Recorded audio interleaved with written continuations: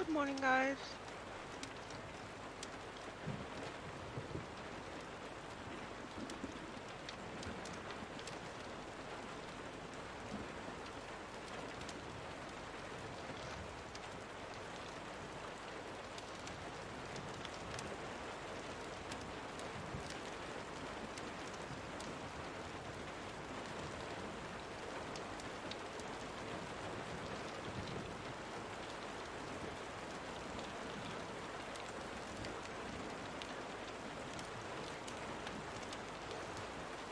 Good morning, Jay.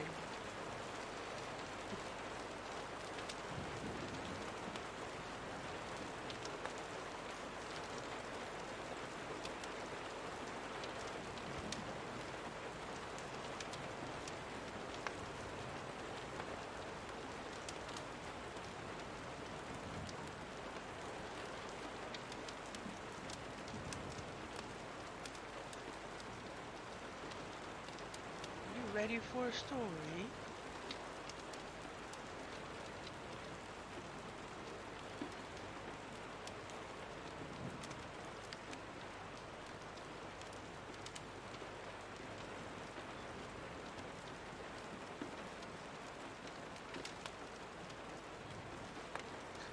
Gonna try. I can't promise you.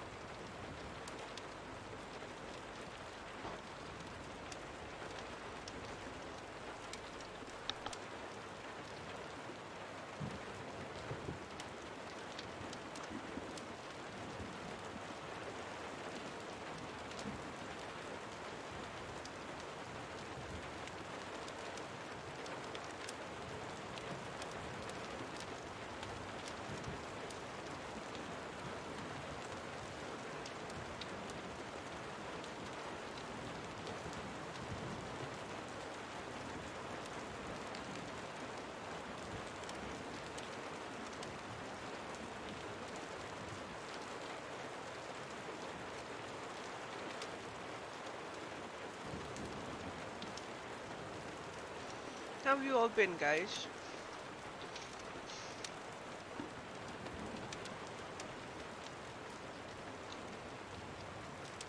You guys ready?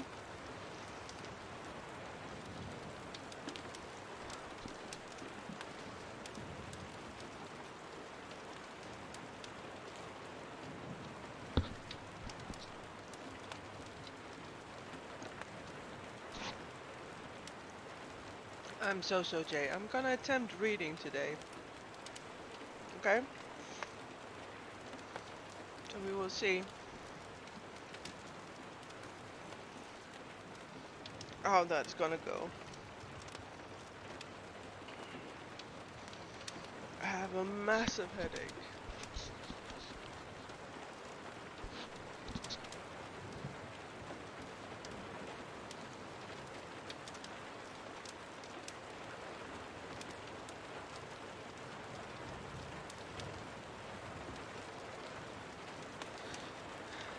I am trying desperately, dear.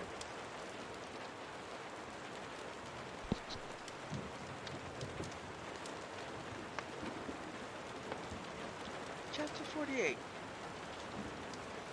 As she expected, Grave launched himself at her.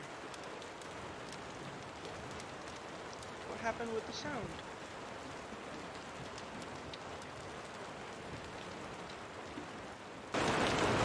Better?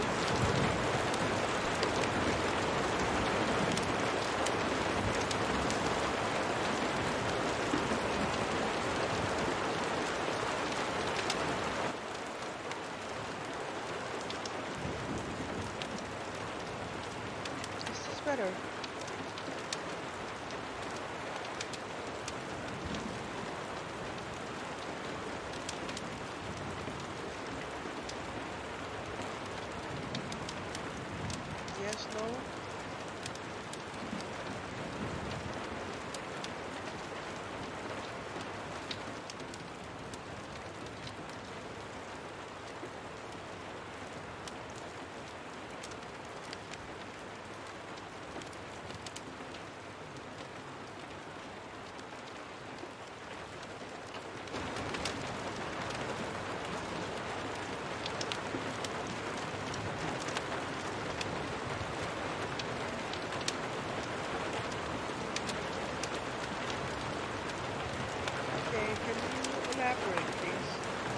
saying what happened?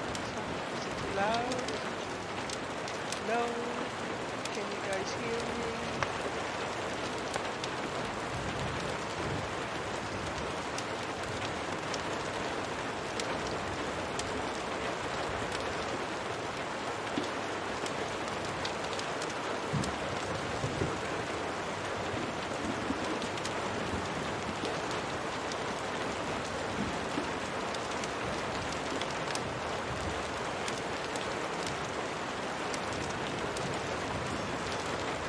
Oh, hold on.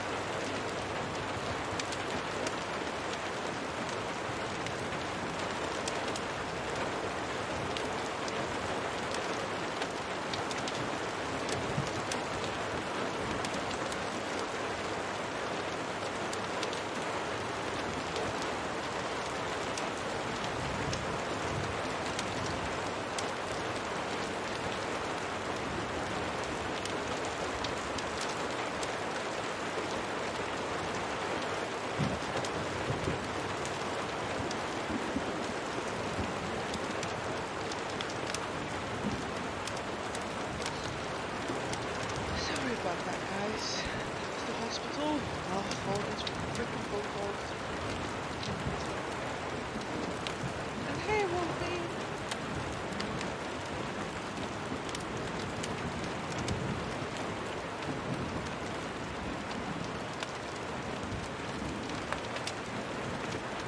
And thank you so much for the host, dear.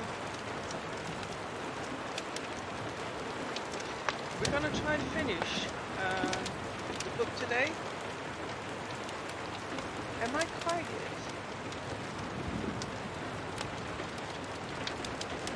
I can't even turn up the volume more. The gain is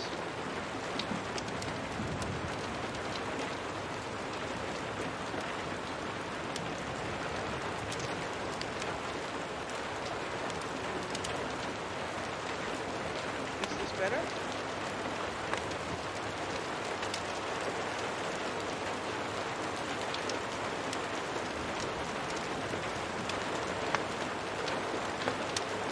Actually, it's quite funny because Ash was complaining the other day about the same thing.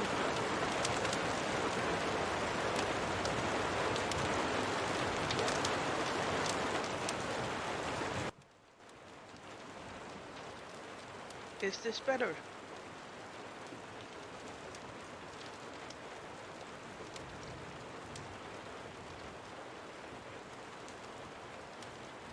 Okay, we're gonna start with chapter 48.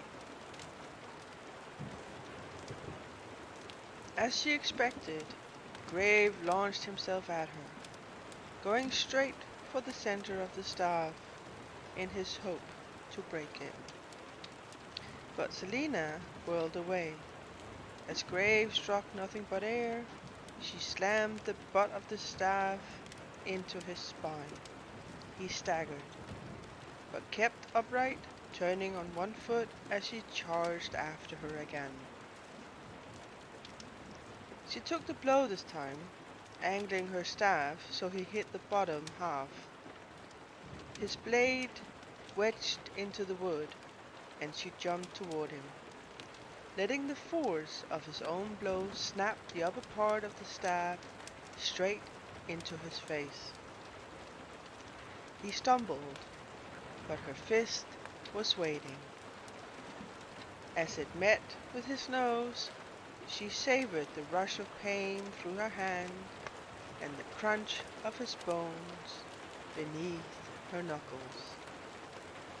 She leaped back before he had a chance to strike. Blood gleamed as it trickled from his nose. "Bitch!" he hissed, and swung. She met his blade, holding the staff with both hands, pushing the wood shaft into his sword, even when it let out a splintering groan. She shoved him, grunting, and spun. She whacked the back of his head with the top of the staff, and he teetered, but regained his footing. He wiped at his bloody nose, eyes gleaming as he panted. His pock-marked face became feral, and he charged, aiming a direct blow to her heart. Too fast, too wild for him to stop. She dropped into a crouch. As the blade sailed overhead, she lashed out at his legs. He didn't even have time to cry out as she swept his feet out from under him. Nor did he have time to raise his weapon before she crouched over his chest, the iron-coated tip of the staff at his throat. She brought her mouth close to his ear. "My name is Selena Sardothian," she whispered.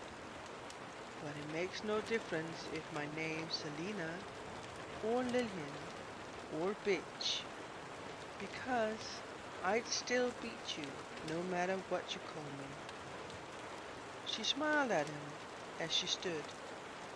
He just stared up at her, his bloody nose leaking down the side of his cheek. She took the handkerchief from her pocket and dropped it on his chest. "You can keep that," she said, before she walked off the veranda. She intercepted Kale as soon as she crossed the line of chalk. "How did that take?" she asked. She found Nehemia beaming at her, and Selena lifted her staff a little in salute. 2 minutes. She grinned at the captain. She was hardly winded. Better than Kane's time, and certainly more dramatic, Kale said. Was the handkerchief really necessary? She bit down on her lip and was about to reply when the king stood, the crowd quieting. Wine for the winners, he said, and Kane stalked from his place on the sidelines to stand before the king's table. Selina remained with Kale.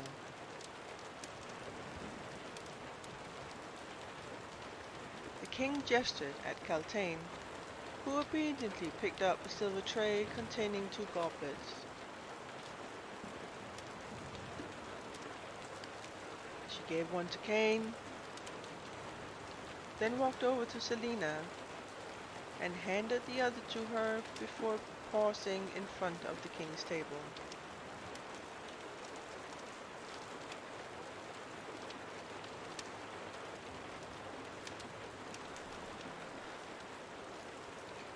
Out of good faith and honor to the great goddess, Kaltain said in a dramatic voice.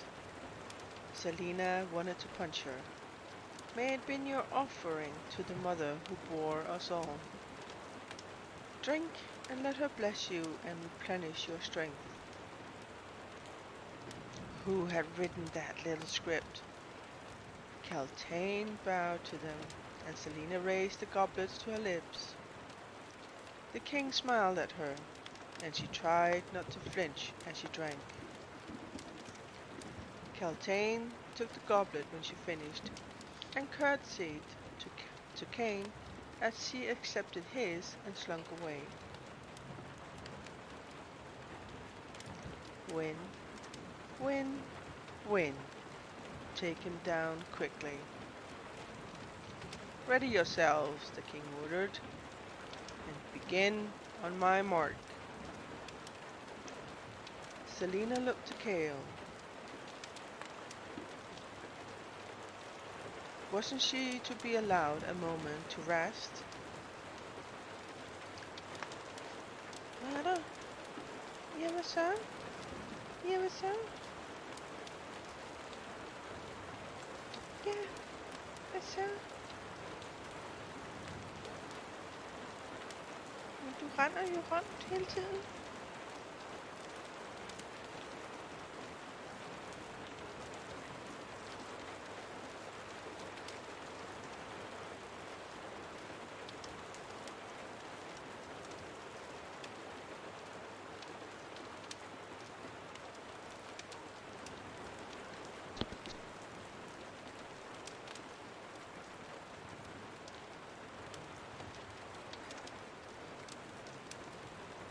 Even Dorian raised his brows at his father, but the king refused to acknowledge his son's silent questioning.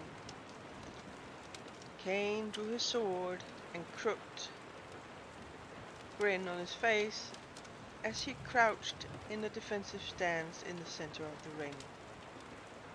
Insults would have risen to her lips if Kale hadn't touched her shoulder. His chestnut eyes filled with some emotion she couldn't yet understand.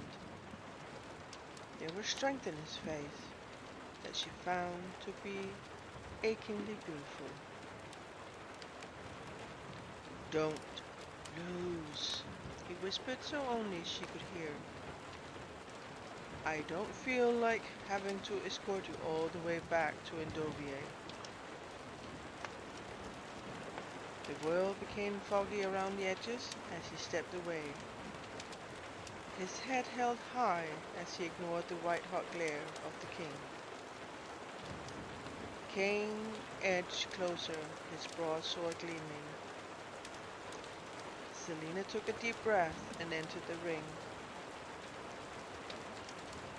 The conqueror of Valea raised his hand. Begin, he roared, and Selina shook her head, trying to clear her blurry vision. She steadied herself.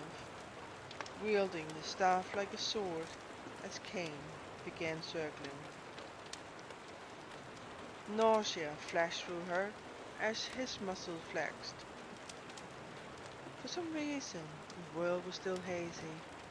She clenched her teeth, blinking. She'd used his strength against him.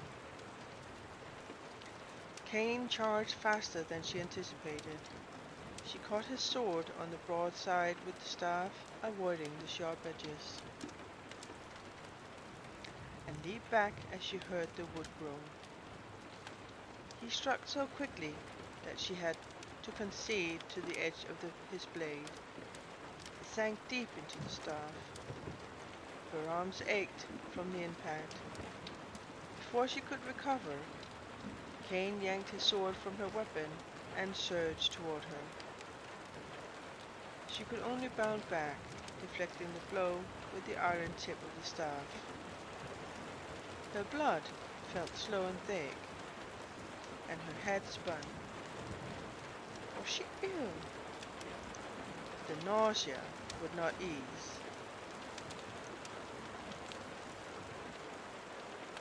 Grunting, Selena pulled away with an effort of skill and force. If she were truly ill, she must finish this as quickly as possible. It was not a showcase of her abilities, especially if that book had been right and Cain had been granted the strength of all those dead champions.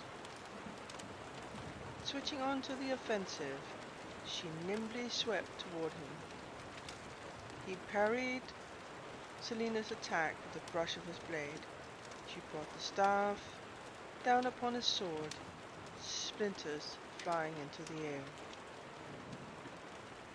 Her heart pounded in her ears, and the sound of wood against steel became almost unbearable. Why were things slowing down?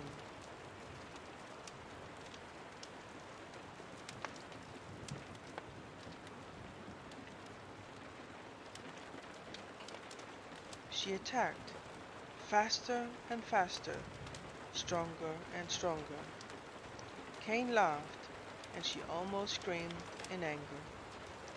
Each time she moved a foot to trip him, each time they came too close, she either became clumsy or he stepped away, as if he knew what she planned all along. She had the infuriating feeling that he was toying with her, that there was some joke she didn't understand.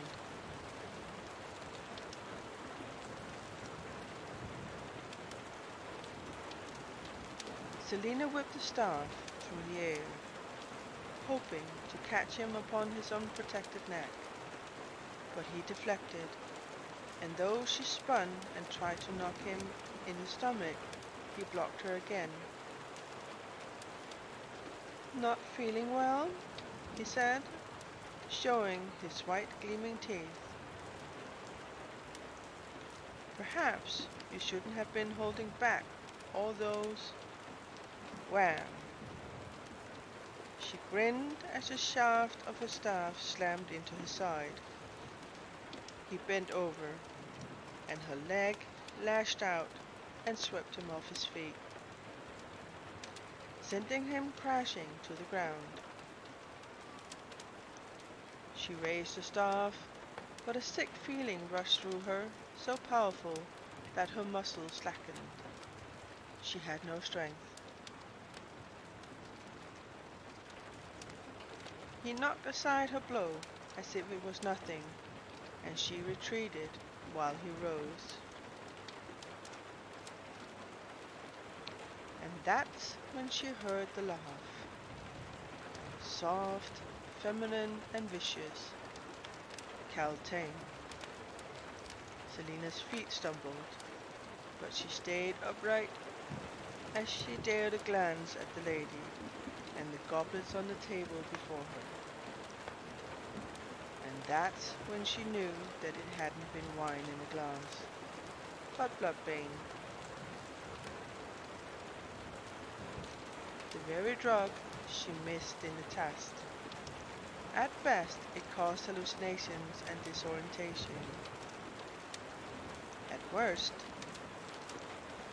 she had difficulty holding the staff. Cain came at her, and she had no choice but to meet his blows, barely having the strength to raise the weapon each time.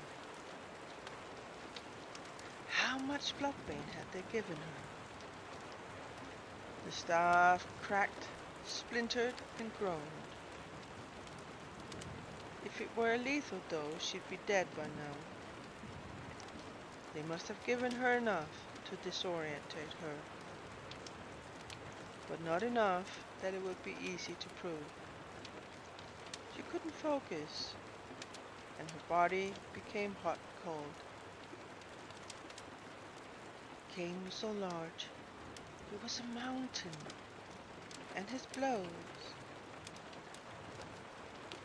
they made Kale seem like a child. Tired already? He asked. It's a pity all of that yapping didn't amount to much. He knew. He knew they drugged her. She snarled and lunged. He stepped aside, and her eyes went wide as she hit nothing but air. Air, air, until he slammed his fist into her spine, and she only saw the blur of the slate tiles before they collided with her face. Pathetic, he said, his shadow falling over her as she flipped onto her back, scrambling away before he could get closer. She could taste the blood in her mouth. This couldn't be happening. They couldn't have betrayed her like this. If I were Grave, I'd be insulted that you've beaten me. Her breath became fast and hard, and her knees ached as she stumbled upright, charging at him. Too fast for her to block. Hello, Daewoo, and welcome to the stream.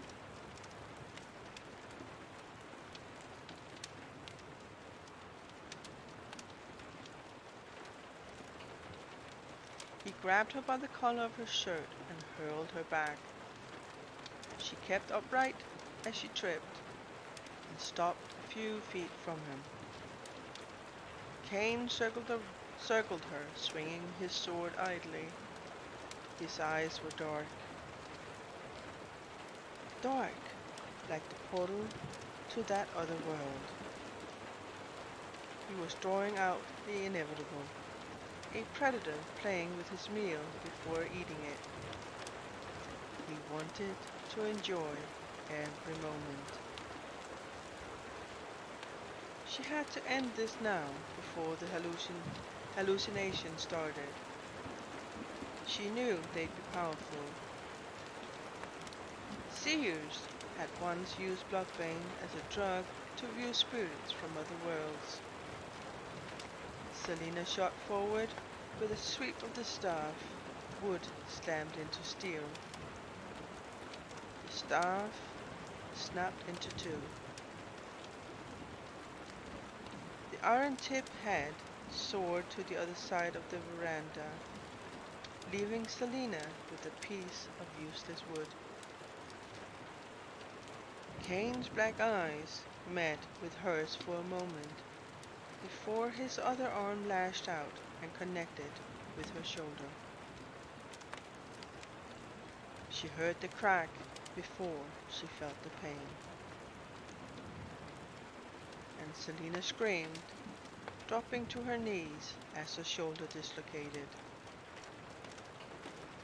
His foot met with the shoulder, and she went flying backward, falling so hard that her shoulder relocated with a sickening crunch. Ouch, that must have hurt. The agony blinding her. The world went in and out of focus. Things were so slow. Kane grabbed the collar of her jacket to pull her to her feet. She staggered back out of his grasp, the ground rushing beneath her, and then fell hard. She raised the shaft of broken wood with her left hand. Kane, panting and grinning, approached. Dorian clenched his teeth. Something was terribly wrong. He'd known it from the moment the duel started, and began sweating when she had the opportunity to bestow a winning blow and failed to deliver it. But now, he couldn't watch as Kane kicked her shoulder, and felt as if he'd vomit when the brute picked her up and she fell to the ground. She kept wiping her eyes, and sweat shone on her forehead. What was wrong?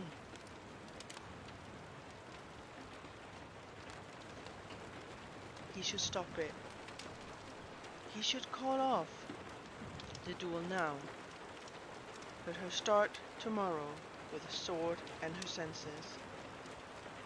Kale hissed, and Dorian almost cried out as Selena attempted to stand but collapsed.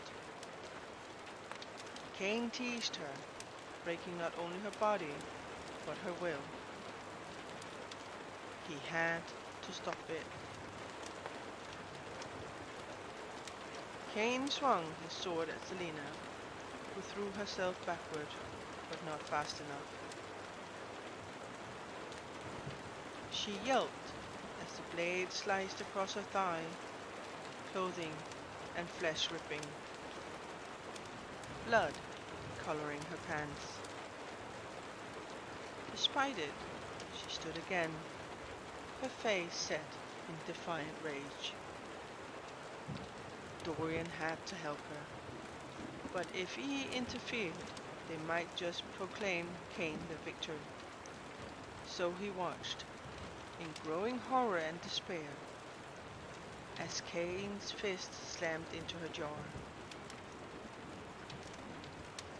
Her knees twisted as she fell.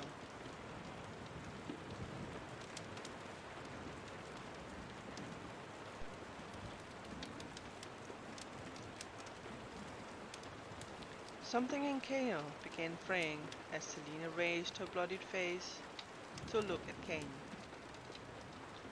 I expected better, Kane said as Selena crawled into a kneeling position, still clutching at her useless piece of wood.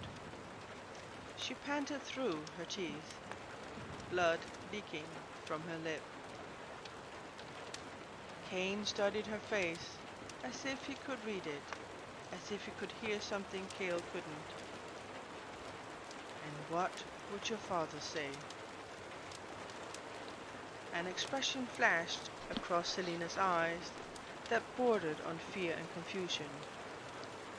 Shut your mouth, she said, her words trembling as she fought the pain of her wounds. But Kane kept staring at her, his smile growing. It's all there, he said. Right under that wall you build up on top of it. I can see it clear as a day.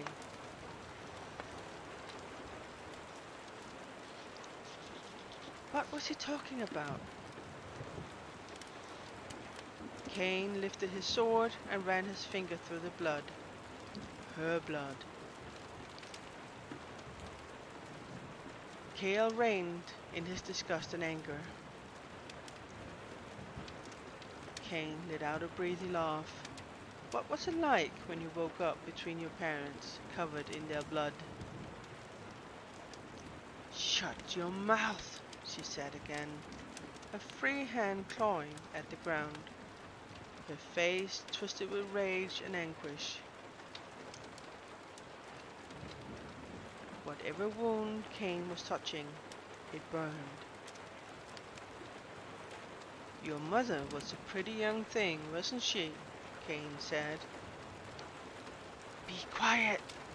She tried to surge to her feet, but her injured leg kept her down. She gasps for breath.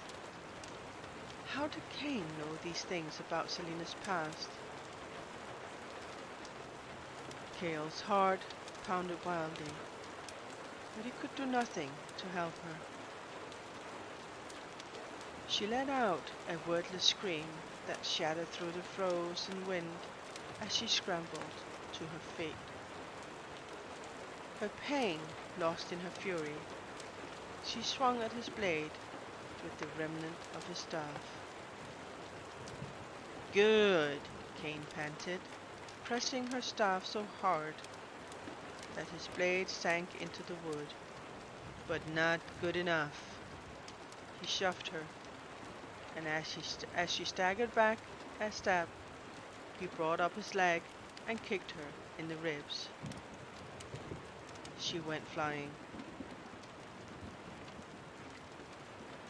Cale had never seen anyone struck that hard. Selina hit the ground and flipped, over and over and over, until she slammed into the clock tower. Her head whacked against the black stone, and he bit down on his yell, forcing himself to remain on the sidelines, forcing himself to watch as Cain broke her apart piece by piece.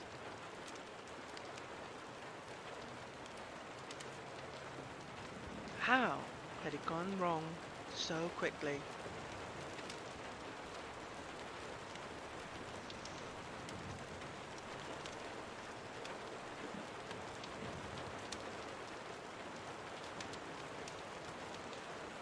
She trembled as she raised herself to her knees. Clutching her side, she still held on to the remnant of Nehemiah's staff, as if it was a rock in the middle of a violent sea.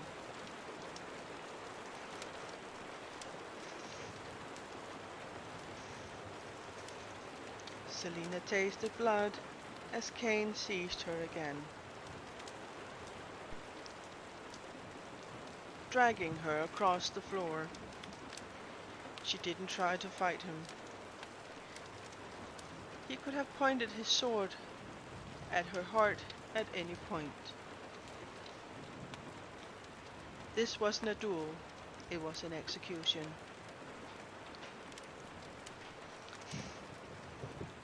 And no one was doing anything to stop it. They drugged her. It wasn't fair. The sunlight flickered, and she thrashed in Cain's grip, despite the agony shooting through her body. All around her were whispering, laughing, otherworldly voices. They called to her, but called a different name, a dangerous name. She glanced skyward, seeing the tip of Cain's chin before he hoisted her onto her feet and slammed her face first into a wall of freezing, smoothing stone. She was enveloped in familiar darkness. Her skull ached with the impact.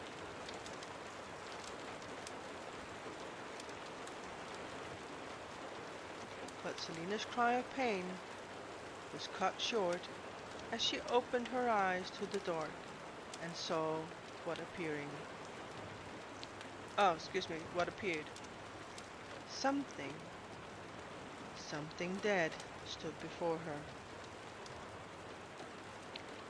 It was a man, his skin pale and rotting. His eyes burned red, and he pointed at her in a broken, stiff way. His teeth were all sharp and so long they barely fit into his mouth. Where had the will gone? The hallucinations must be starting. Light flashed as she was yanked back, and her eyes bulged in as Kane threw her to the ground near the edge of the ring. A shadow passed across the sun. It was over. She would die now. Die or lose or be sent back to Endovie. It was over. Over. Two black boots came into view, then a pair of knees as someone crouched on the edge of the ring.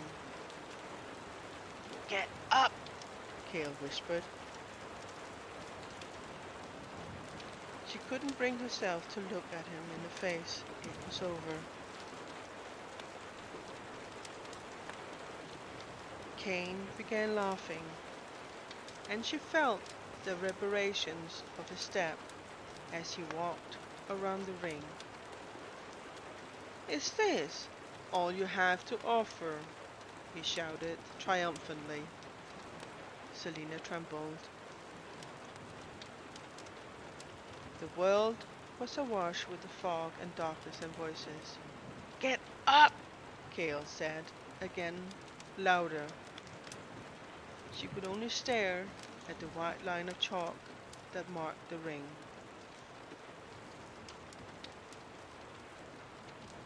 Kane had said things he couldn't possibly know. He'd seen it in her eyes, and if he knew about her past... She whimpered, hating herself for it, and for the tears that began sliding down her face, across the bridge of her nose and onto the floor. It was all over. "Selina," Kale said gently, and then she heard the scraping noise as his hand came into view, sliding across the flagstones.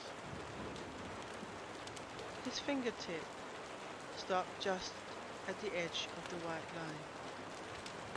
"Selina," he breathed, his voice laced with pain and hope. This was all she had left, his outstretched hand and the promise of hope, of something better waiting on the other side of that line. Moving her arm made sparks dance before her eyes, but she extended it until her fingertips reached the line of chalk and stayed there, not a quarter of an inch from Kale, the thick white mark separating them. She lifted her eyes to his face and found his gaze lined with silver. "Get up," was all he said. And in that moment, somehow, his face was the only thing that mattered. She stirred, couldn't stop her sob, as her body erupted with pain that made her lie still again. But she kept her focus on his brown eyes, on his tightly pressed lips as they parted, and whispered, "Get up." She pulled her arm away from the line, bracing her palm against the frozen ground.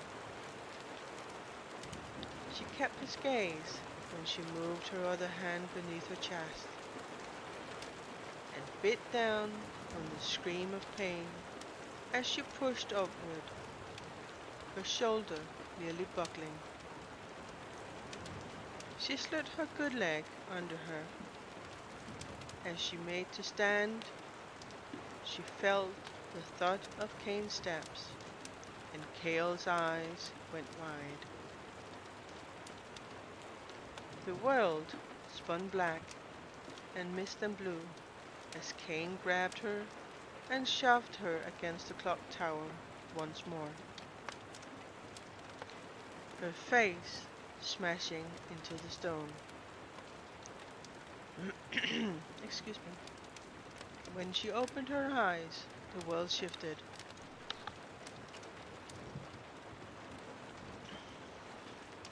Blackness was everywhere. Deep down, she knew it wasn't just a hallucination.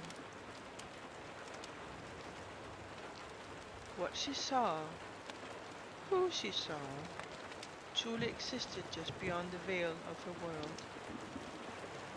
And the poisonous drug had somehow opened her mind to see them. There were two creatures now, and the second one had wings. It was grinning. Grinning just as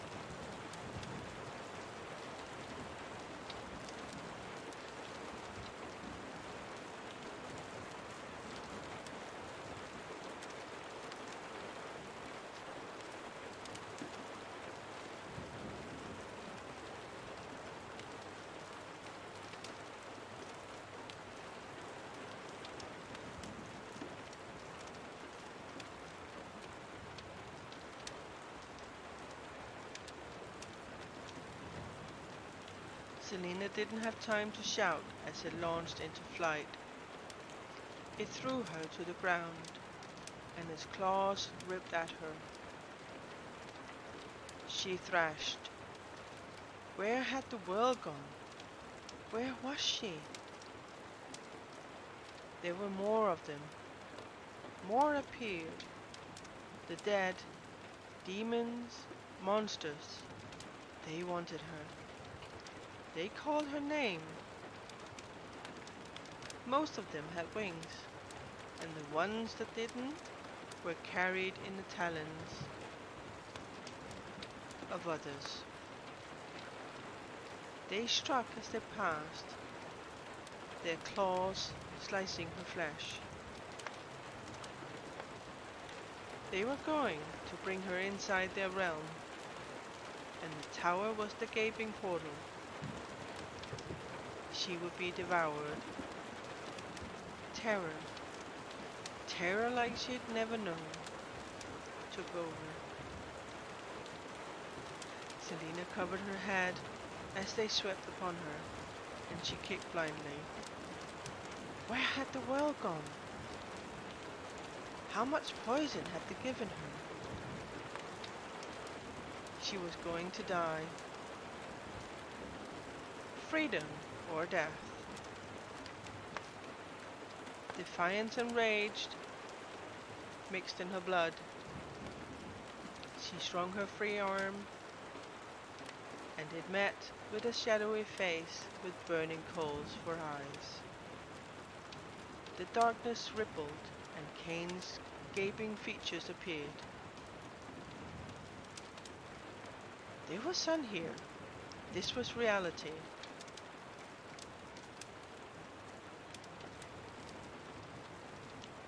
How long did she have before another wave of the poison-induced visions took over?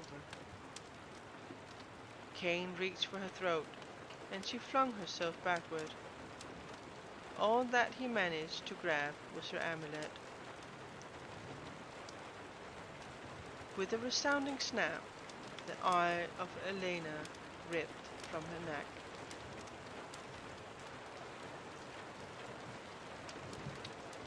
The sunlight disappeared, the bloodbane seizing control of her mind again, and Selena found herself before an army of the dead. The shadowy figure that was Kane, raising his arm, dropping the amulet upon the ground. They came for her.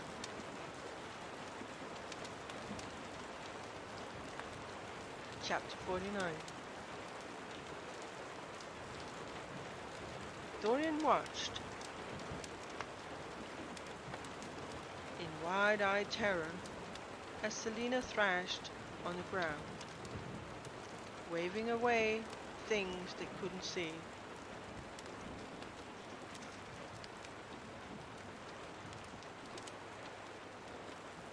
What was happening? Had there been something in that wine? But there was also something abnormal about the way Kane just stood there, smiling. Was there actually something there that they couldn't see? She screamed. It was the most horrible noise he'd ever heard. "Stop it, now," he said to Kale, as his friend rose from his spot near the ring. But Kale only gaped at the flailing assassin, his face pale as death. She kicked and punched at nothing as Kane squatted over her and hit her in the mouth. Blood flowed freely. It wouldn't stop until his father said something, or Kane knocked her truly unconscious, or worse.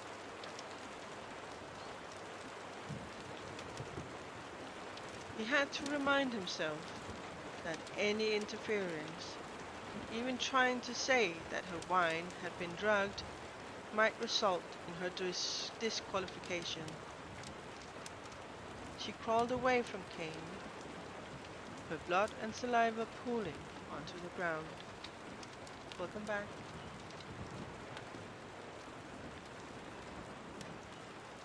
Someone stepped beside Dorian, and from her intake of breath, he knew it was Nehemia. She said something in Ilwe and walked to the very edge of the ring. Tucked close to the folds of her cloak, nearly concealed there, her fingers were rapidly moving, tracing symbols in the air. Ow, Mew. Skada. Kane stalked to where Selina panted, her face white and red. She eased herself into a kneeling position and stared without seeing at the ring, at everyone, at something beyond them. Perhaps. She was waiting for him to kill her. Kneeling on the ground, Selina gasped for breath, unable to find her way out of the hallucination and back into reality. Here, the dead surrounding her, waiting. The shadow thing that was Kane stood nearby, watching, his burning eyes his only distinguishing feature. Darkness rippled around Kane like shreds of clothing in the wind. She would die soon. Light and darkness, life and death. Where do I fit in?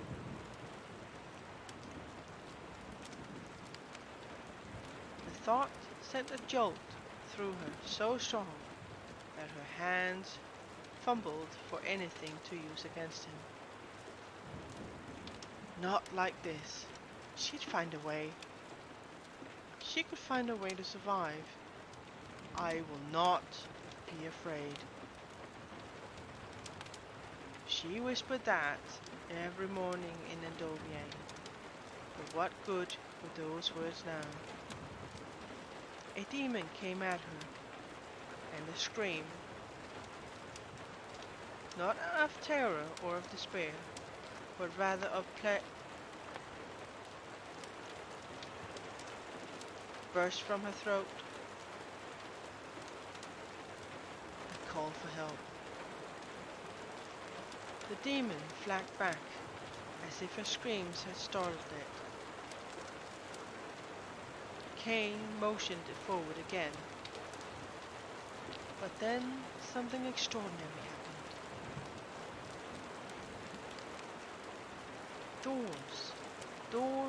Doors all burst open. Doors of wood, doors of iron, doors of air and magic.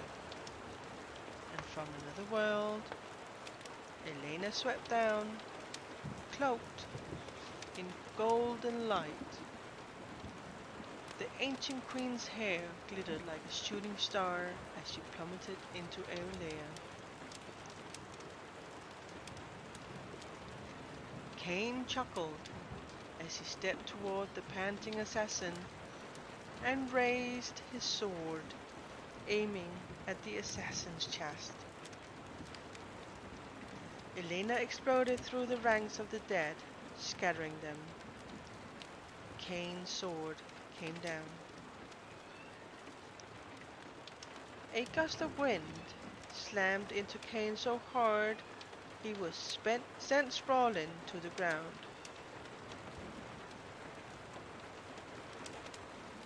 His sword flying across the veranda, but locked in that dark, horrible world. Selena only saw the ancient queen barrel into Cain, knocking him down before the dead charged. Yet they were too late. Golden light erupted around her, shielding her from them, making the dead step back. The wind, mightier than anything the onlookers had witnessed, still roared through the veranda. They yielded their faces as the wind howled.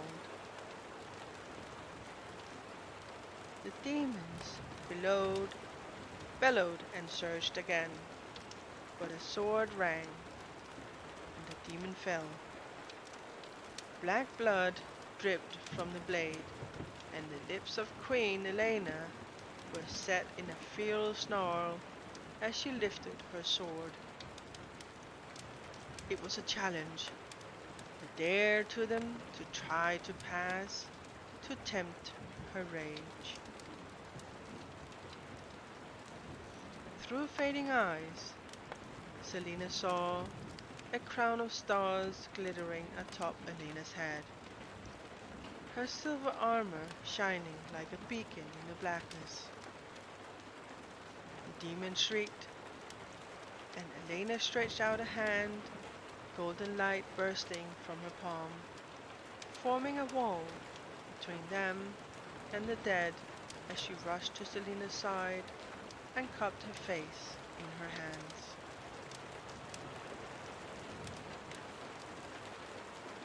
"I cannot protect you,"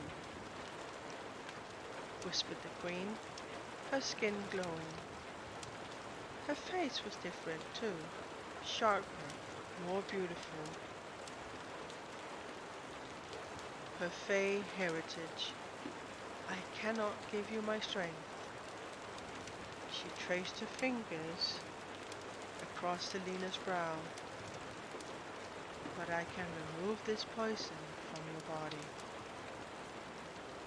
Beyond them, Cain struggled to his feet. Wind slammed into him from all directions, keeping him trapped in place.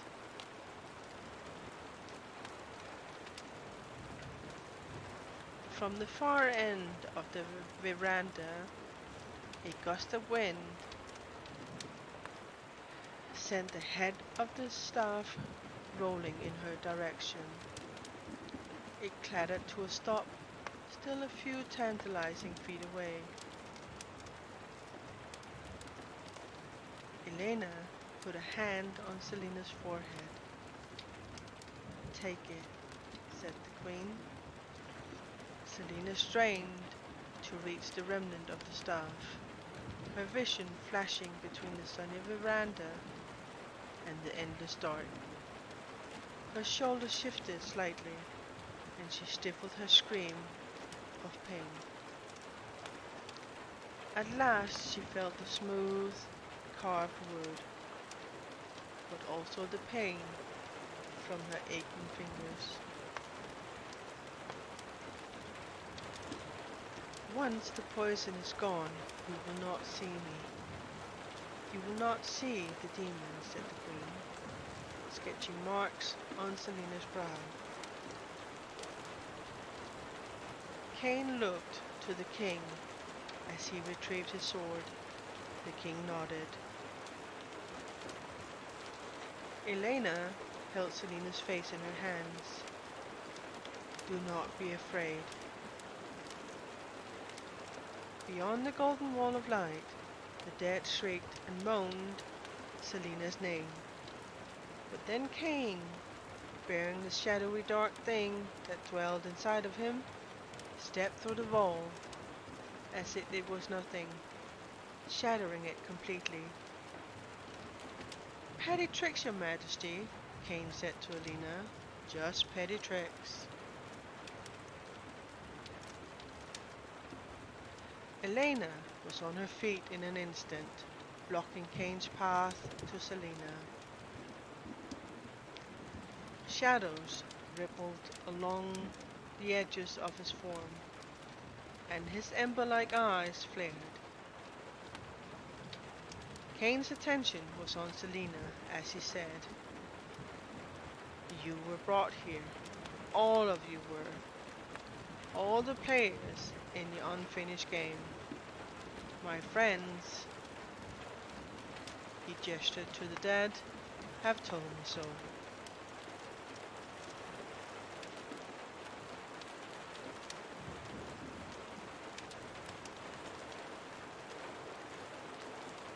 Be gone, Elena barked, forming a symbol with her fingers. A bright blue light burst from her hands. Cain howled as it bit into him, the light slashing his shadow body into ribbons. Then it was gone, leaving the swirling crowd of the dead and damned, and Elena still before them. They charged, but she blasted them back with that golden shield, panting through her gritted teeth. Elena then dropped to her knees and grabbed Selina by the shoulders. The poison is almost gone, Elena said. The world grew less dark. Selina could see the cracks of sunlight. Selina nodded, pain replacing panic. She could feel the coldness of winter, feel her aching leg, and the warm stickiness of her own blood all over her body. Why was Elena here? And what was Nehemia doing on the edge of the circle? Her hands moving about so strangely. Stand, Elena said. She was becoming translucent. Her hands drifted from Selina's cheeks, and a white light filled the sky. The poison left Selina's body.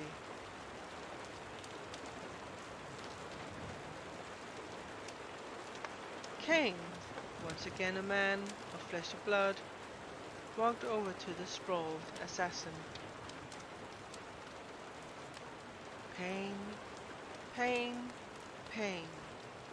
Pain from her leg, from her head, from her shoulder and arm and ribs. Stand, Elena whispered again, and was gone. The world appeared. Cain was close, not a trace of shadow around him. Selena lifted the jagged remnant of the staff in her hand. Her gaze cleared. And so, struggling and shaking, Selena stood.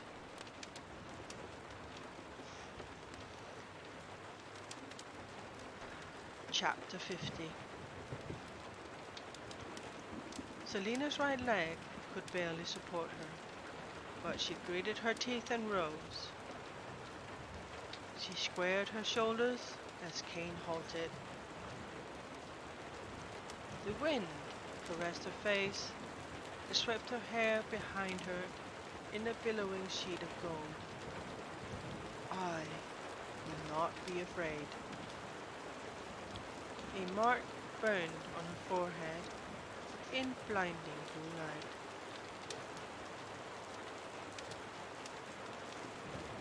"What's that on your face?" Cain asked.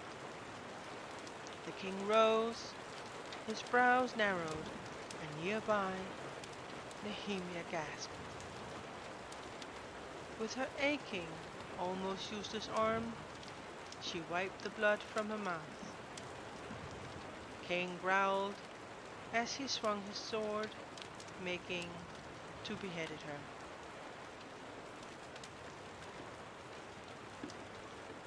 Selena shot forward as fast as an arrow of Diana. Cain's eyes went wide as she buried the jagged end of the staff in his right side, exactly where Cael had said he would be unguarded. Blood poured onto her hands as she yanked it out,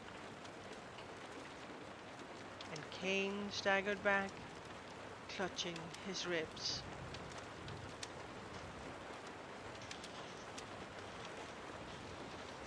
She forgot pain, she forgot fear, forgot the tyrant who stared at the burning mark on her head with dark eyes.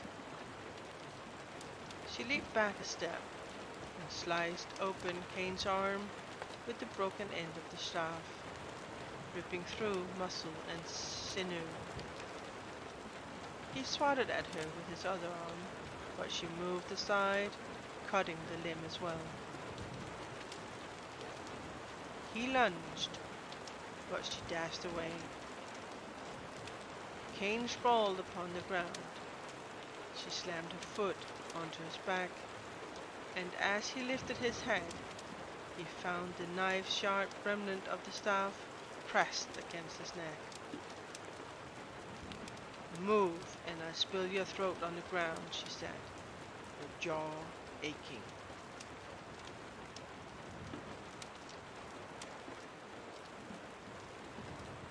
Cain went still, and for a moment she could have sworn his eyes glowed like coals. For a heartbeat, she considered killing him right there, so he couldn't tell anyone what he knew about her parents, about the weird marks and their power. If the king knew any of that, her hand trembled with the effort to keep from driving the spearhead into his neck. But Selena lifted her bruised face to the king. The councilmen began nervously clapping. None of them had seen the spectacle.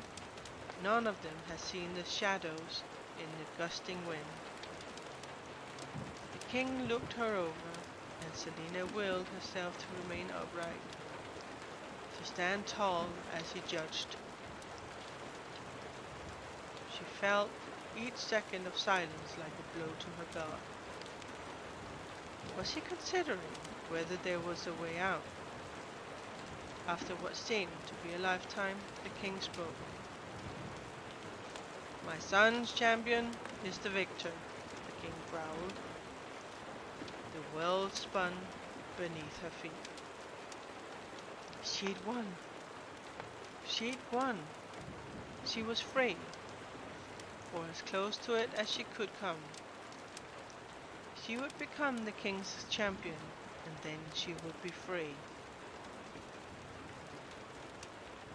It came crashing down upon her, and Selina dropped the bloody remnant of the staff on the ground as she removed her foot from Cain's back. She limped away, her breathing hard and ragged.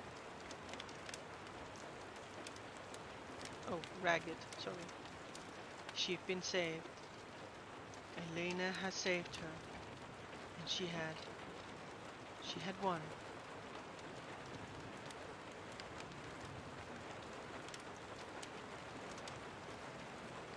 Nehemia was exactly where she'd been standing before, smiling faintly. Only the princess collapsed, and her bodyguards rushed to her side. Selina made a move to her friend, but her legs gave out, and she fell to the tiles.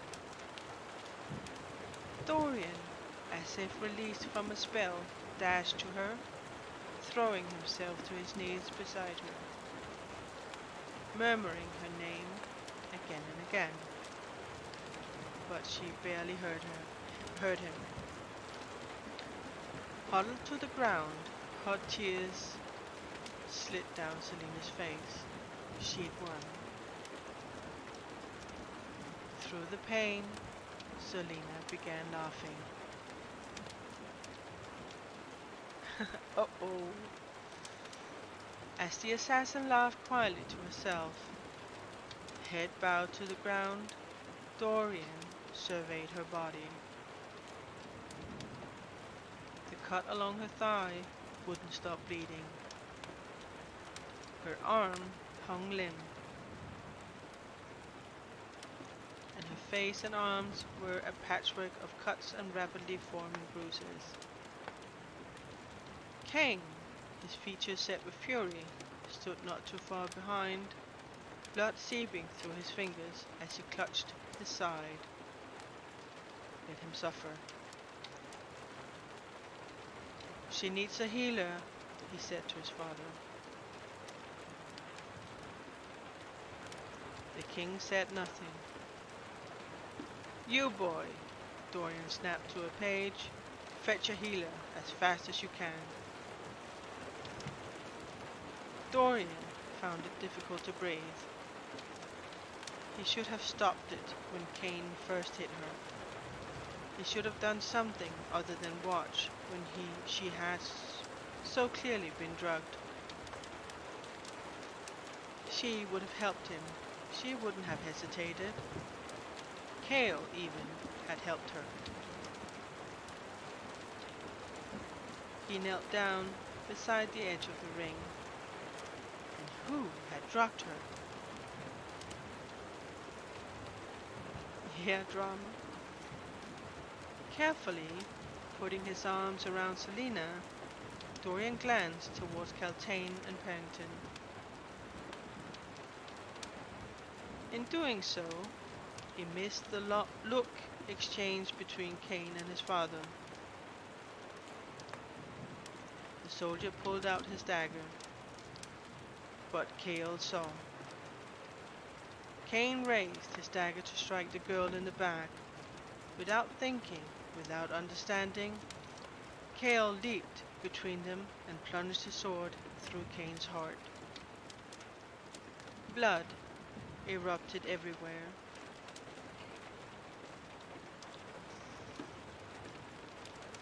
Showering Cale's arms, his head, his clothes, the blood reeked somehow of death and decay. Cain fell, hitting the ground hard. The world became silent. Cale watched the last breath issue from Cain's mouth, watched him die. When it was over and Cain's eyes stopped seeing him, Cale's sword clattered to the ground.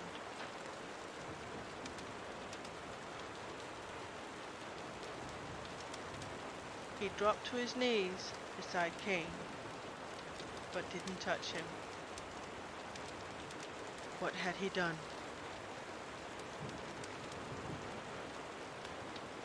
Kale couldn't stop staring at his blood-soaked hands.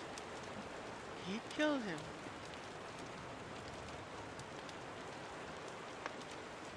Kale! Dorian breathed. In his arms, Selena had gone utterly still. What have I done? Kale asked him. Selena made a small noise and began shaking.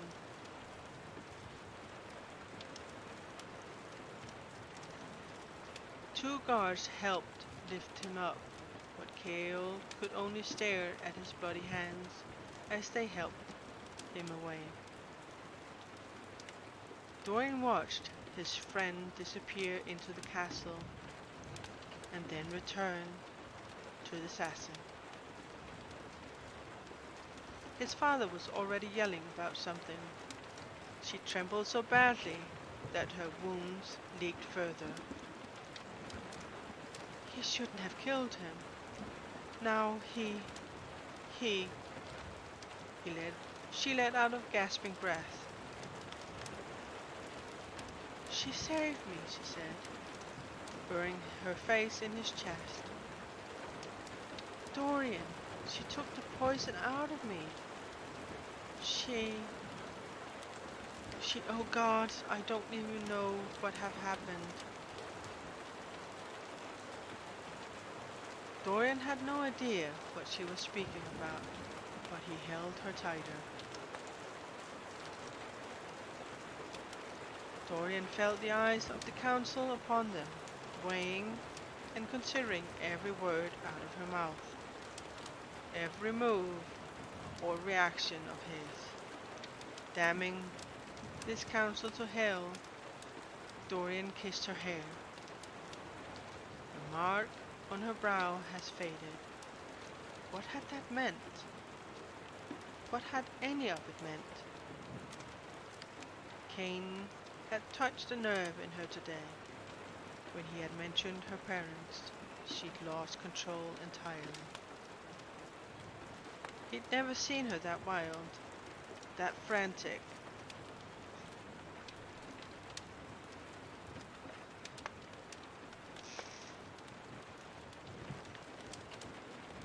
He hated himself for not acting, for standing like a damn coward. He would make it up to her. He would see to it that she was freed, and after that, she didn't fight him when he carried her to her rooms, instructing the physicians to follow. Kan du komme ned? Ned.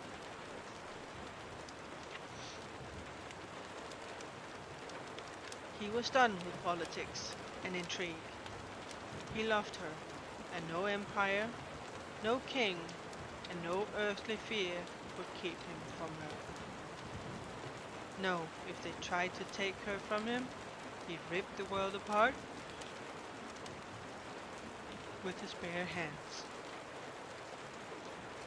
And for some reason, that didn't terrify him. Kaltain watched in despair and bewilderment as Dorian carried the weeping assassin in his arms. How had she beaten Cain when she'd been drugged? Why was she not dead?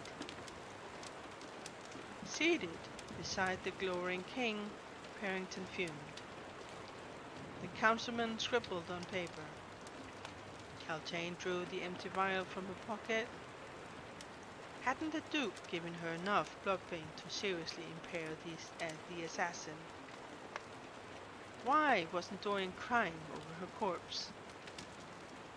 Why wasn't she holding Dorian, comforting him?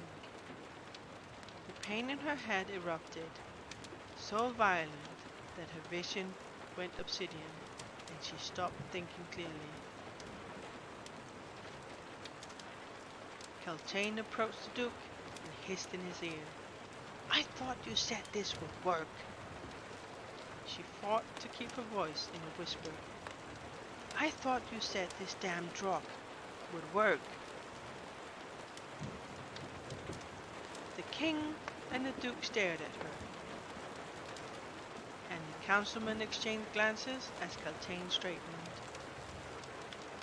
Then slowly the duke rose from his seat. "What is that in your hand?"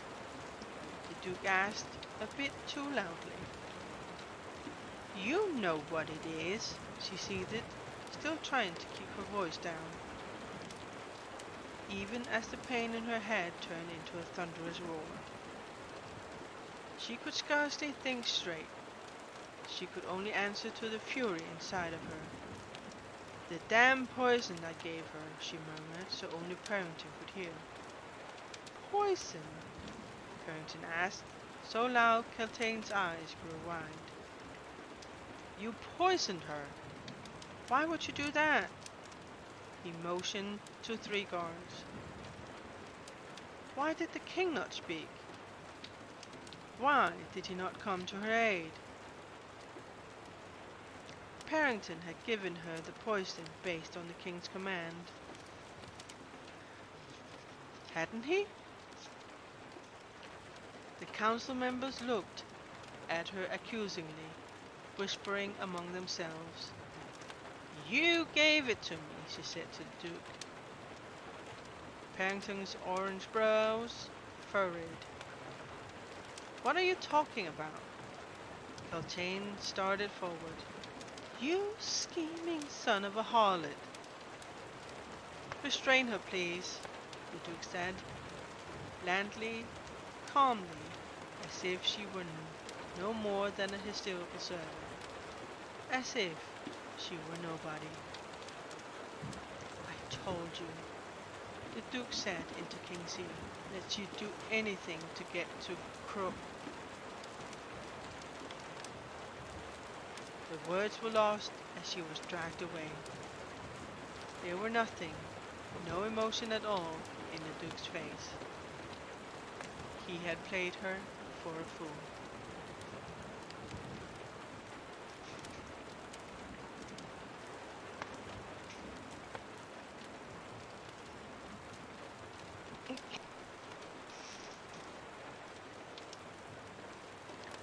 Caltaine struggled against the guards. "Your Majesty, please. His Grace told me that you—" The duke merely looked away. "I'll kill you!" she screamed at Parrington. She turned to the king, beseechingly, but he, too, looked away. His face crumbled with distaste. He wouldn't listen to anything she said, no matter what the truth was. Parrington had been planning this for too long, and she played right into his hands. He acted, the besotted fool, only to plunge the dagger into her back. Caltaine kicked and thrashed against the guard's grip, but the king's table became smaller and smaller. As she reached the doors to the castle, the duke grinned at her, and her dreams shattered. Chapter 51.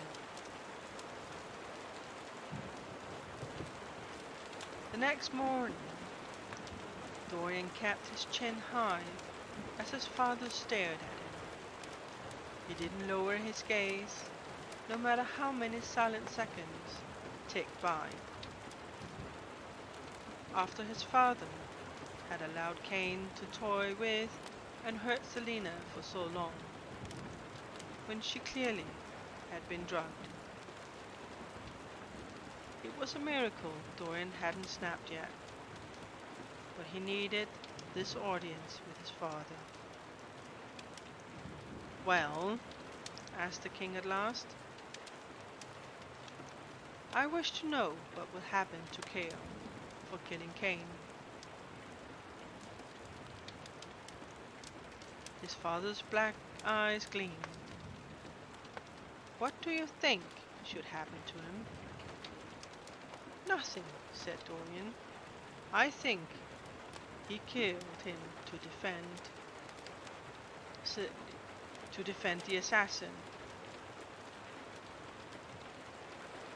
You think the life of an assassin is worth more than of a soldier? Dorian's sapphire gaze darkened. No, but I believe there was no honor in stabbing her in the back after she'd won. And if he ever found out that Parrington or his father had sanctioned it, or somehow played a hand in Caltaine drugging her, Dorian's hands clenched into fists at his sides. Honor? The King of Ardalan stroked his beard. And would you have slain me if I tried to kill her in such a manner? You're my father, he said carefully. I would trust that the choice you made was correct.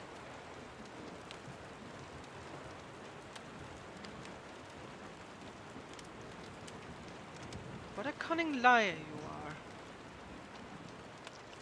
are. Almost as good as Parrington. Thank you so much for the follow, Miko. And welcome to the family.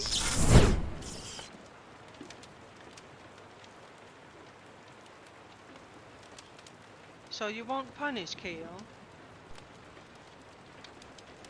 I see no reason why I should rid myself of a perfectly capable captain of the guard. Dorian sighed. Thank you, father. The gratitude in his eyes were genuine. Is there anything else? Asked the king offhandedly.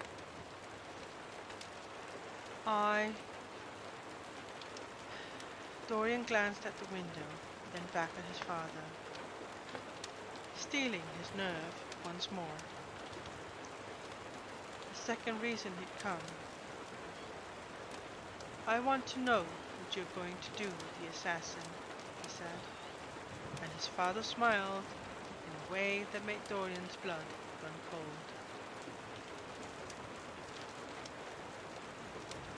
Yeah, 250. That's true, Jay. We reached 250 followers.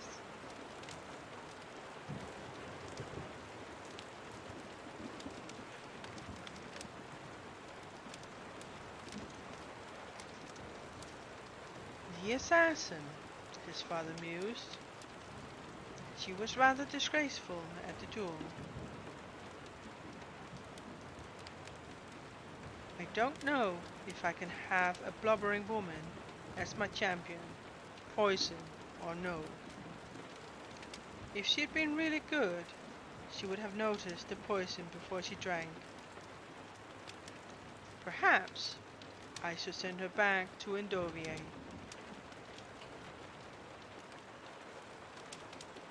Dorian's temper flared with dizzying speed. You're wrong about her, he began, but then shook his head.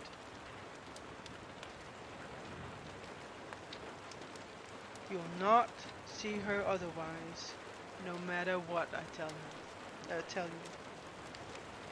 Why should I see an assassin as anything but a monster?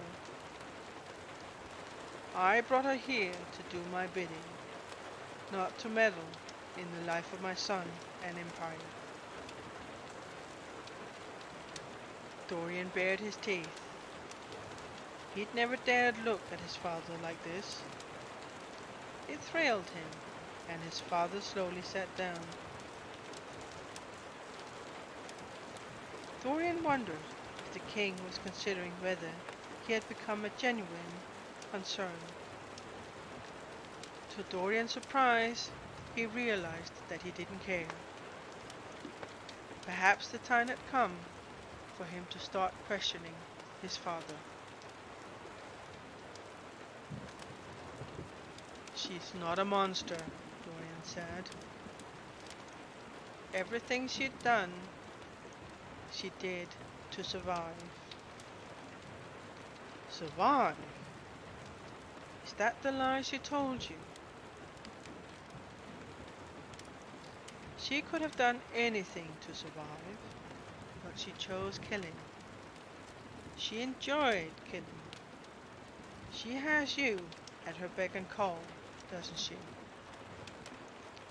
Oh, how clever she is. What a politician she had made if she had been born a man.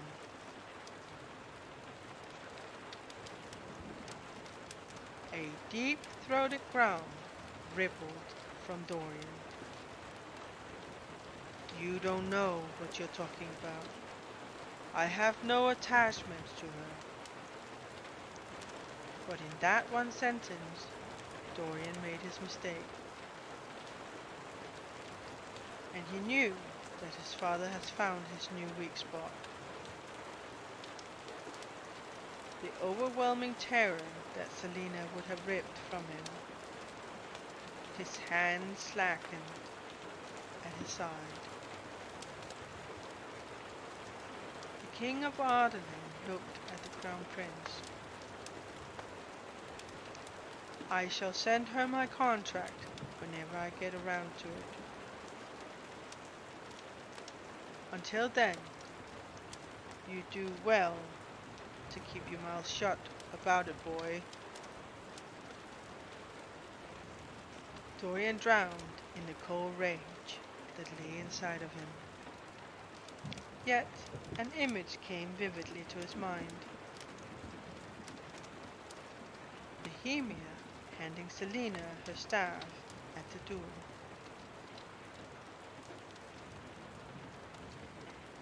Nehemia was no fool. Like him, she knew that the symbols held a special kind of power. Though Selena might be his father's champion, she gained the title using a weapon from Elwë. And while Nehemia might be playing a game that she had no chance of winning,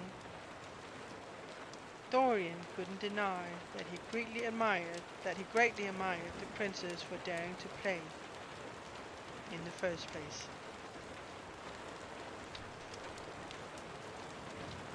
Perhaps he might someday work up the nerve to demand retribution for what his father had done to those rebels in Elwë.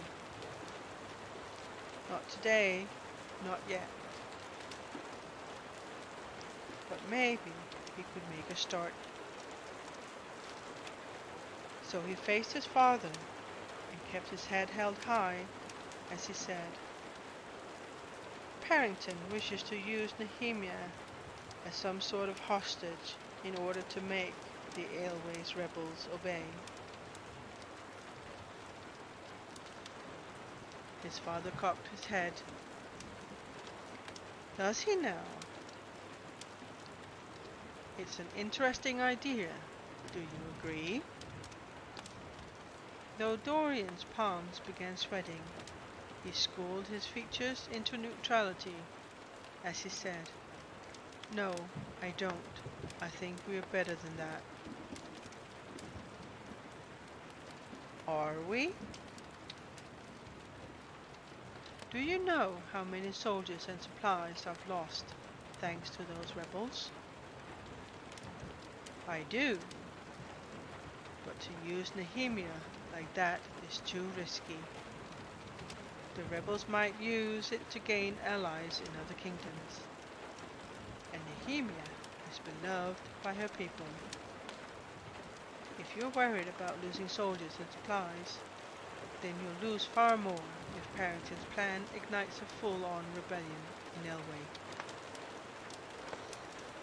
We'd be better off trying to win over Nehemia, trying to work with her to get the rebels to back off.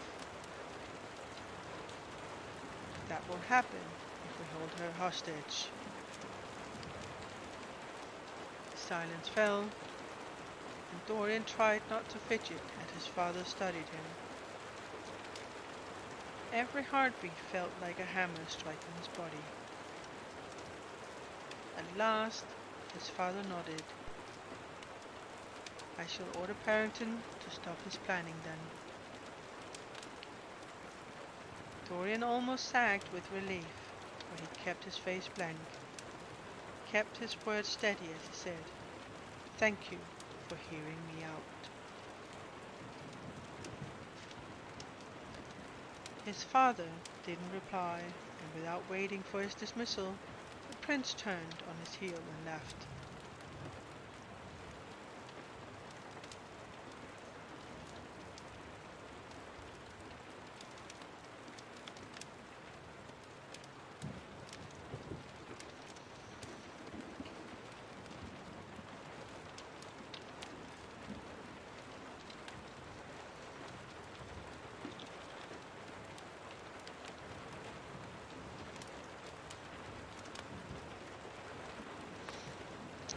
Selina tried not to wince at the pain that shot through her shoulder and leg as she awoke. Swaddled in blankets and bandages, she glanced at the clock on the mantelpiece. It was almost 1 in the afternoon.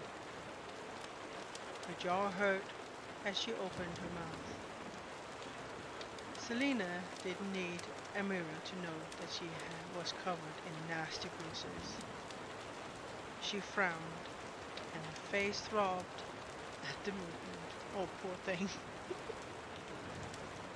Undoubtedly, she looked hideous.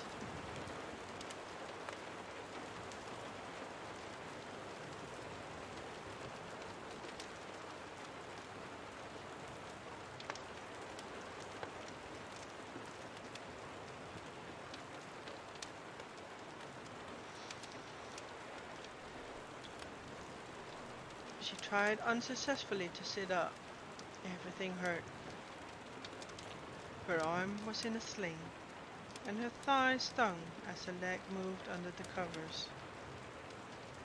She didn't remember much of what had happened after the duel yesterday, but at least she wasn't dead, either by Cain or the king's order. Her dreams last night had been filled with Nehemia and Elena, though, more often than not, they disappeared into visions of demons and the dead. And those things Cain had said, the nightmares were so terrible that Selina barely slept. Despite her pain and exhaustion, she wondered what had become of Elena's amulet. She had a feeling the nightmares were due to its absence, and wished repeatedly for it to restore to her even though Cain was now dead. The door to her chambers opened, and she found Nehemia standing in the doorway. The princess only smiled slightly at her as she closed the bedroom door and approached. Fleetfoot lifted her head, the tail slapping against the bed as she wagged it in earnest. "Hello," Selina said in Elwing. "How are you feeling?" Nehemia replied in the common tongue, without a hint of her accent. Fleetfoot climbed over Selina's sore legs to greet the princess. "Exactly how I look," Selina said, her mouth aching at the movement. Nehemia took a seat on the edge of the mattress. "Yes, sir? I have a kitten here, standing completely up, nearly face to face." "Oh, you want to read the book with me? Okay."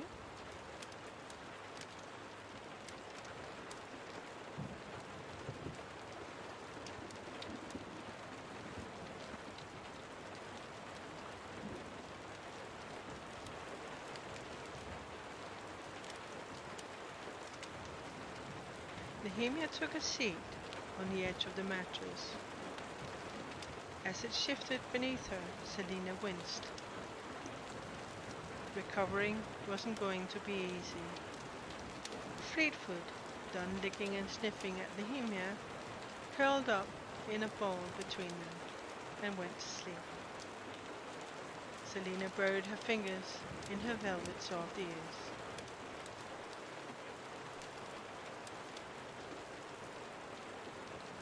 I won't waste time dancing around the truth, Nehemia said. I saved your life at the duel. She had a hazy memory of Nehemia's fingers making strange symbols in the air.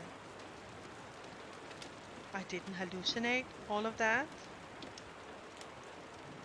And, as you saw, everything too. Selena tried to sit up a little higher, but found it too painful to even move an inch.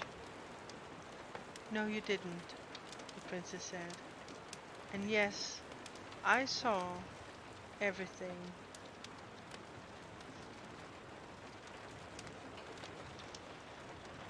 You saw. My gift enabled me to see what others normally cannot.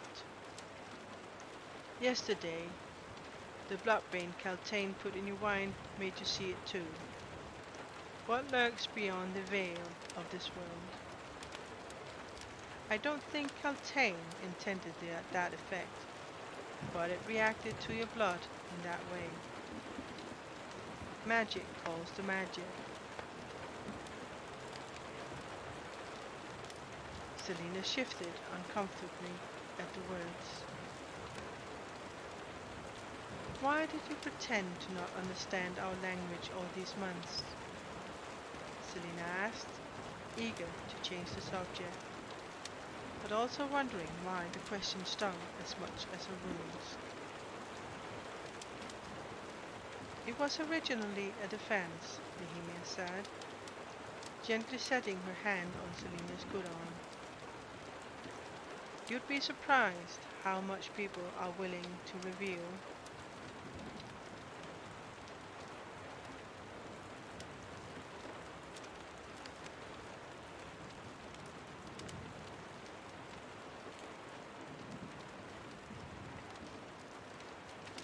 You'd be surprised how much people are willing to reveal when they think you can't understand them.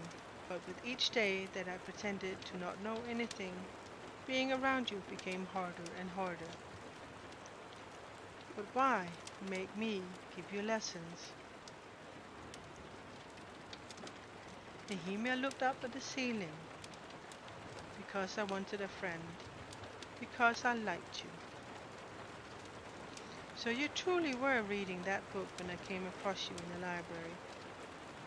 Nehemia nodded.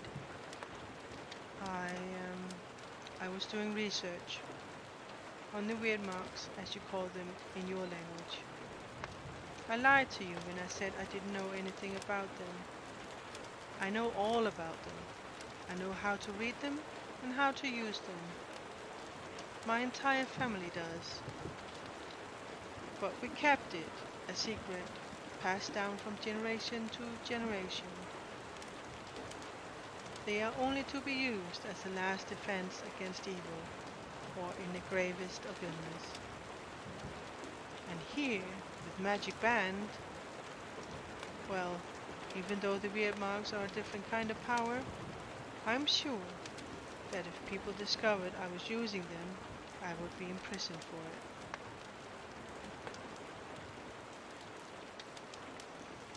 Selena tried to sit up straighter, cursing herself for being unable to move, without wanting to faint from pain. You were using them? Nehemia nodded gravely. We keep them a secret because of the terrible power that they yield. Terrible in that it can be used for good or evil. Though most have used their power for wicked deeds. Since the moment I arrived here, I was aware that someone was using the weird marks to call forth demons from the other worlds, realms beyond your realm. That fool Cain knew enough about the weird marks to summon the creatures, but didn't know how to control them and send them back. I've spent months banishing and destroying the creatures he summoned. That is why I've sometimes been so absent. Shame burned on Selina's cheeks. How could she ever have believed Nehemia was the one killing the champions? Selina lifted her right hand so she could see the scars on it. That was why you didn't ask questions the night my hand was bitten. You used the heal marks, the weird marks to heal me. I still don't know how or where you came across the red rack, but I think that's a tale for another time. Nehemia clicked her tongue. The marks you found under your bed were drawn by me.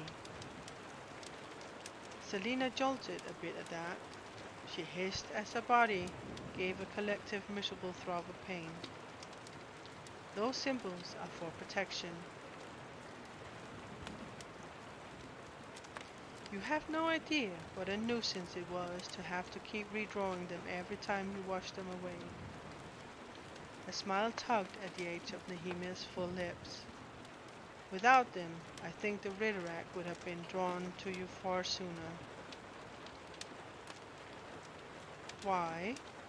Because Cain hated you, of course, and wanted to eliminate you from the competition. I wish he weren't dead, so I might ask him where he learned to rip open portals like that. When the poison made you hover between worlds, its very presence somehow brought those creatures to the in-between to shred you apart. Though after all he's done, I think he deserved chaos running him through like that. Selina looked toward the bedroom door. She still hadn't seen Kale since yesterday. Had the king punished him for all that he had done to help her?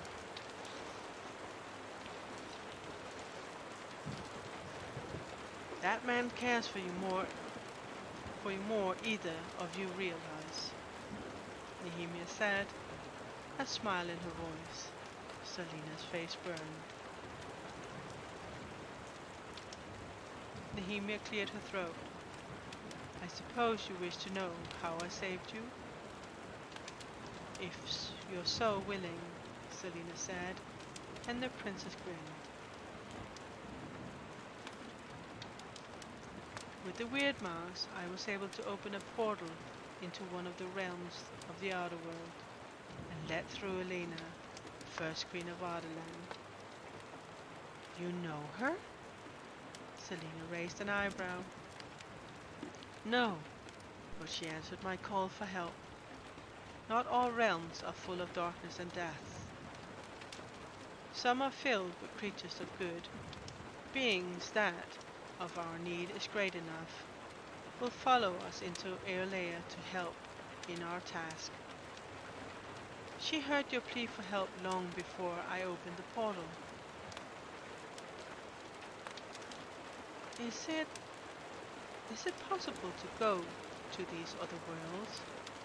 Selina vaguely recalled the weird gates that she stumbled across in the books months and months ago.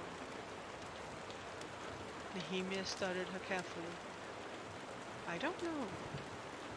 My schooling isn't yet completed, but the queen was both in and not in this world.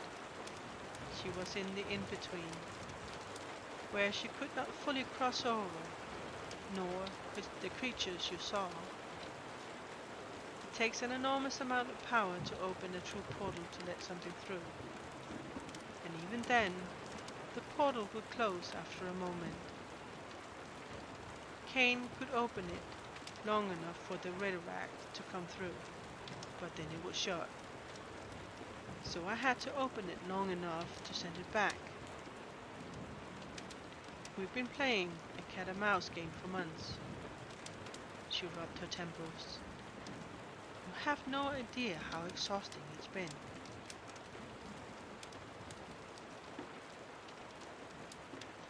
Cain summoned all of those things at the duel, didn't he?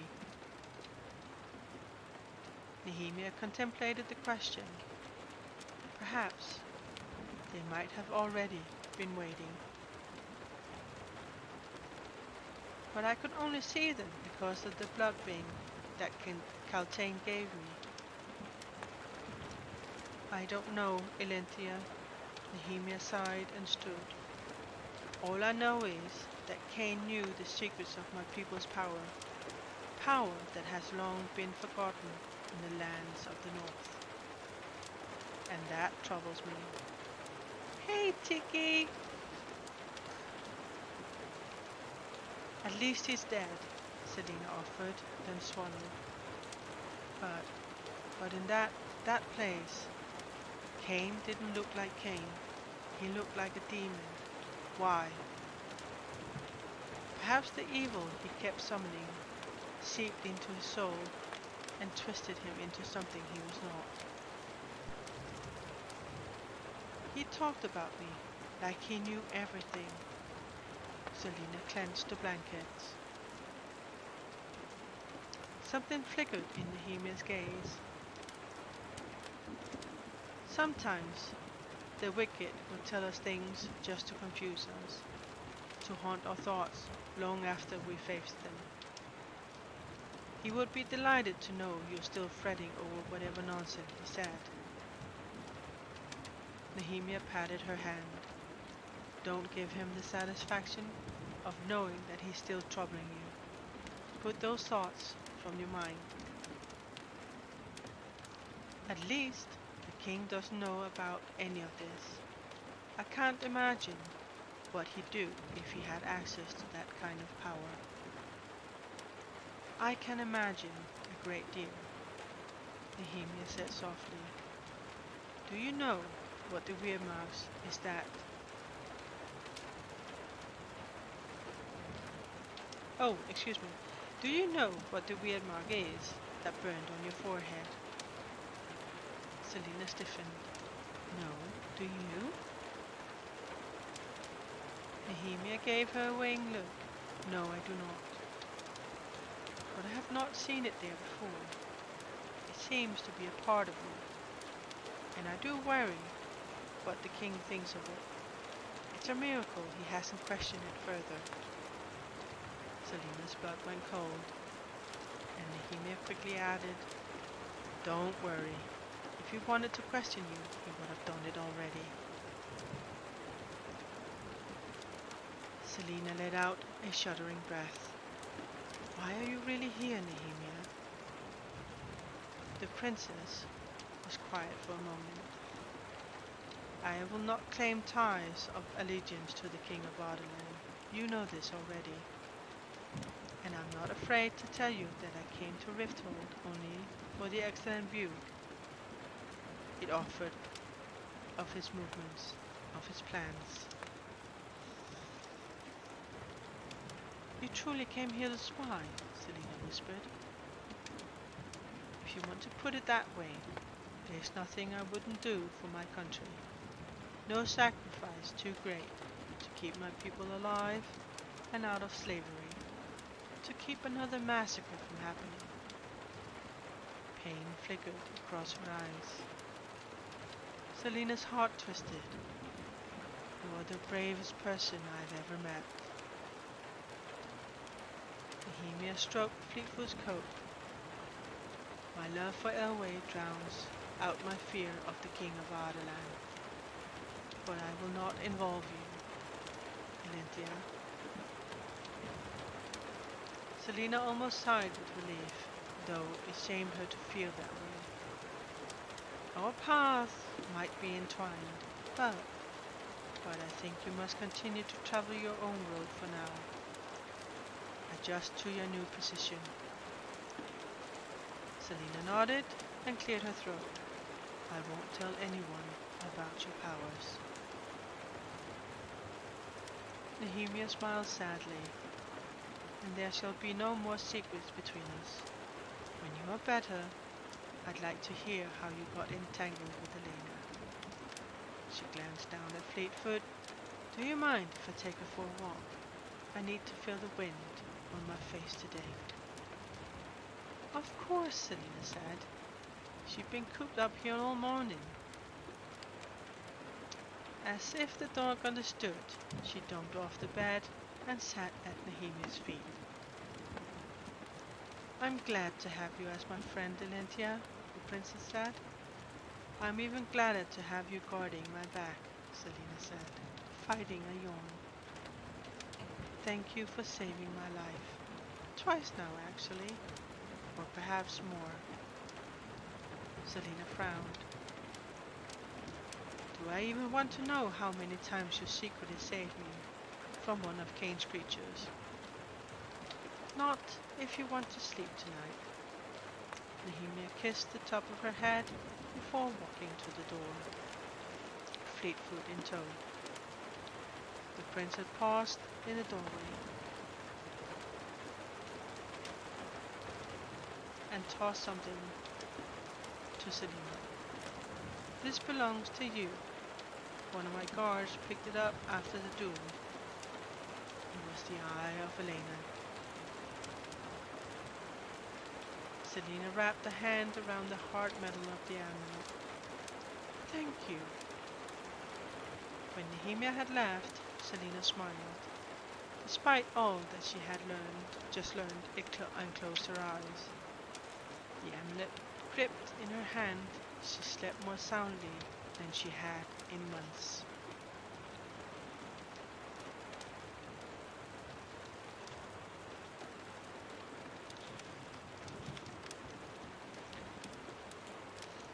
Chapter 52. Oh, actually, let me get some tea.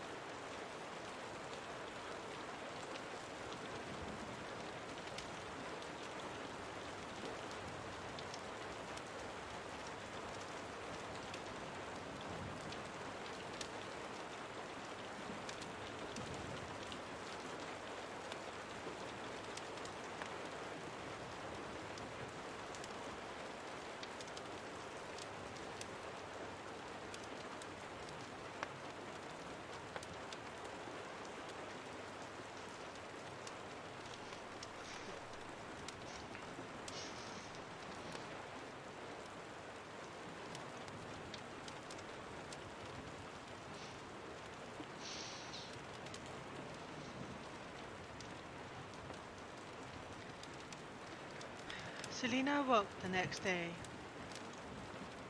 unsure what time it was. There had been a knock on her door, and she blinked the sleep from her eyes in time to see Dorian enter. He stared at her for a moment from the doorway, and she managed to smile. "Hello," she said hoarsely. She remembered him carrying her, holding her down as the healer stitched her leg. He came forward, his steps heavy. "You look even worse today," he whispered. Despite the pain, Selina sat up. "I'm fine," she said. She lied, she wasn't. Kane had cracked one of her ribs, and it ached every time she breathed. He clenched his jaw, staring out the window. "What's the matter with you?" she asked. She tried to reach out to grab his jacket, but it hurt too much, and he went too far.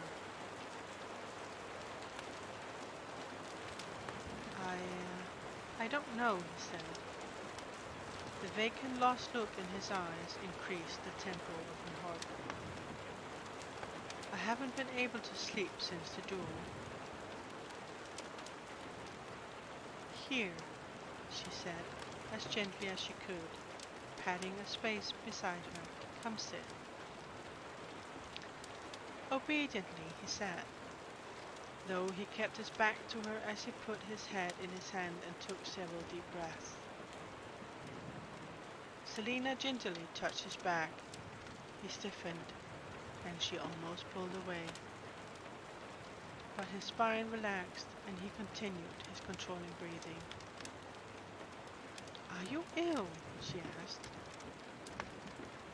"No," he mumbled. "Dorian, what happened?"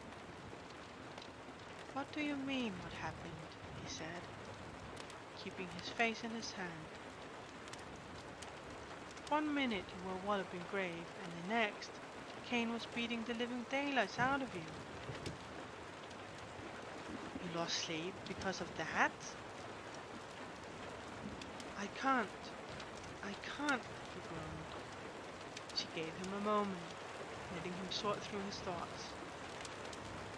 "I'm sorry," he said, removing his hands from his face and straightening. She nodded. She wouldn't push him. "How are you truly feeling?" The fear still lay beneath his words. "Awful," she said cautiously, "and I suspect I look as bad as I feel." He smiled slightly.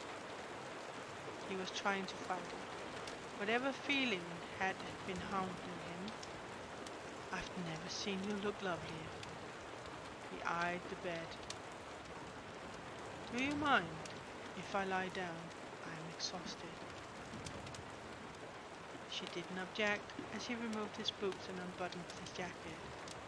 With a groan, he stretched out beside her, putting his hand on his stomach. She watched him close his eyes and let out a long breath through his nose.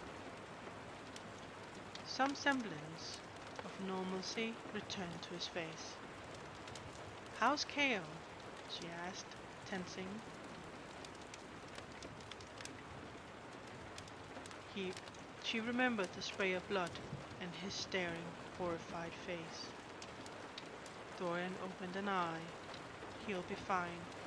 He took yesterday and today off. I think he needs it." Selina's heart tightened. "You shouldn't feel responsible," he said, turning onto his side to look directly into her face. He did what he saw fit. "Yes, but—" "No," insisted Dorian. Kale knew what he was doing. He brushed a finger down her cheek. His finger was icy, but she held in her shiver. "I'm sorry," he said again, taking his finger from her face. "I'm sorry I didn't save you."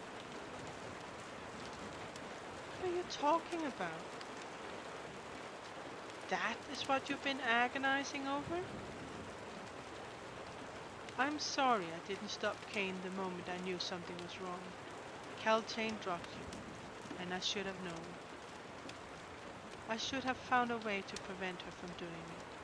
And when I realized you were hallucinating, I'm sorry I didn't find a way to stop it." Green skin and yellow fangs flashed before her eyes, and Selina's aching fingers curled into a fist.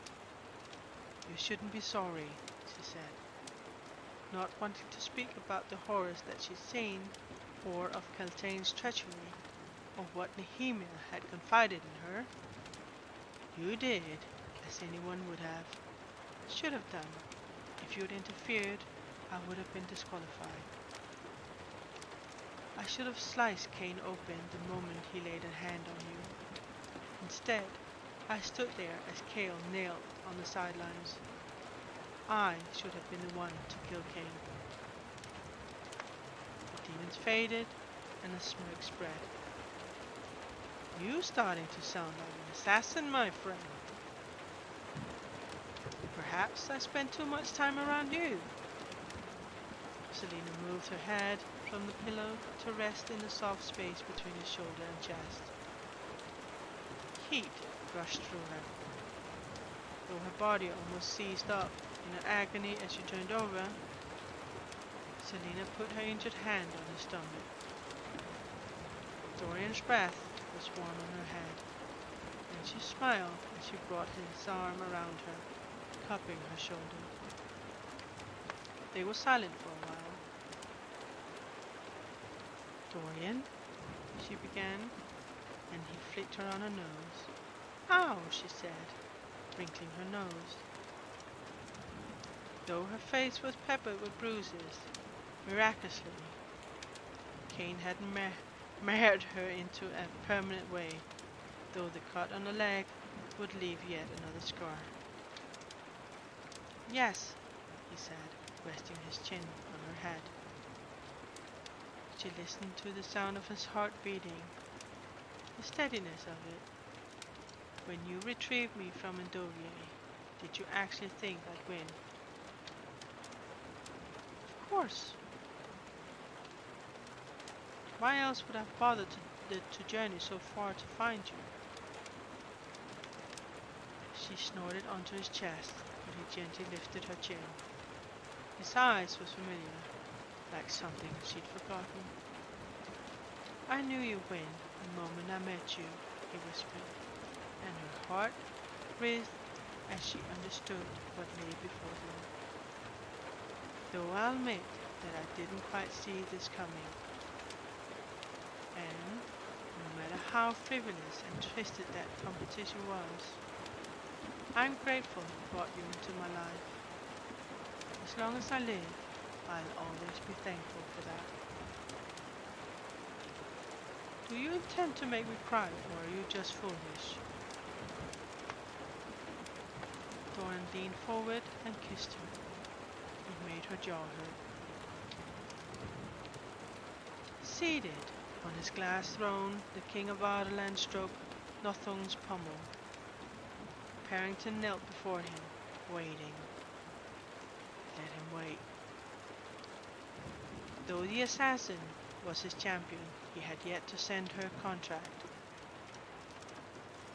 She was close with both his son and Princess Nehemia. Would appointing her somehow be a risk? But the captain of the guard trusted the assassin well enough to save her life. The king's face became like stone. He wouldn't punish Cale Westfall, if only to avoid Dorian raising hell in the captain's defense. If only Dorian had been born a soldier, not a reader. For there was a man somewhere in Dorian, a man who could be armed into a warrior. Perhaps a few months of the battlefront would do him some good. A helmet and a sword could do wondrous things to a young man's temperament. And after that show of will and power in his throne room, Dorian could be a strong general, if he was pushed. And as for the assassin, once her injuries were healed, what better person to have at his bidding? Besides, there were no others in whom he could place his trust. Selina Sardathian was his best and only choice now that Cain was dead. The king traced a mark on the glass arm of his seat.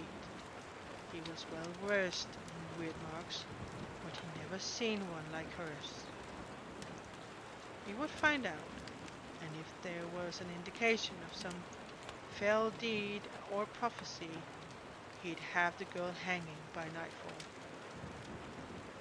Seeing her thrash about while drugged had almost convinced him to order her death, but when he'd felt them, he felt angry and furious of eyes of the dead. Someone had interfered and saved her, and if these creatures both protected and attacked her, perhaps she was not a person to die at his command. Not before he discovered the meaning of her mark.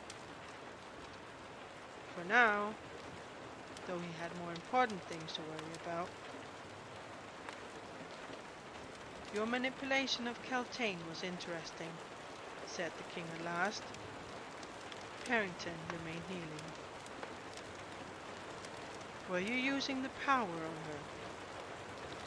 No, I've relaxed it recently, and as you suggested, the Duke replied, rotating the obsidian ring around his finger.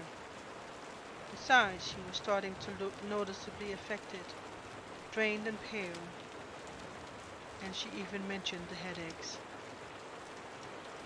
The treachery of Lady Caltaine was disturbing, but he had known from Parrington's plan to reveal her character. Even to prove how easily she adapted to their plans and how strong her determination ran. He would have prevented it.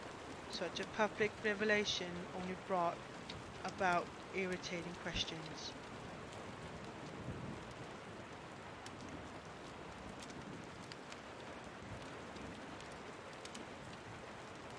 It was clever of you to experiment on her.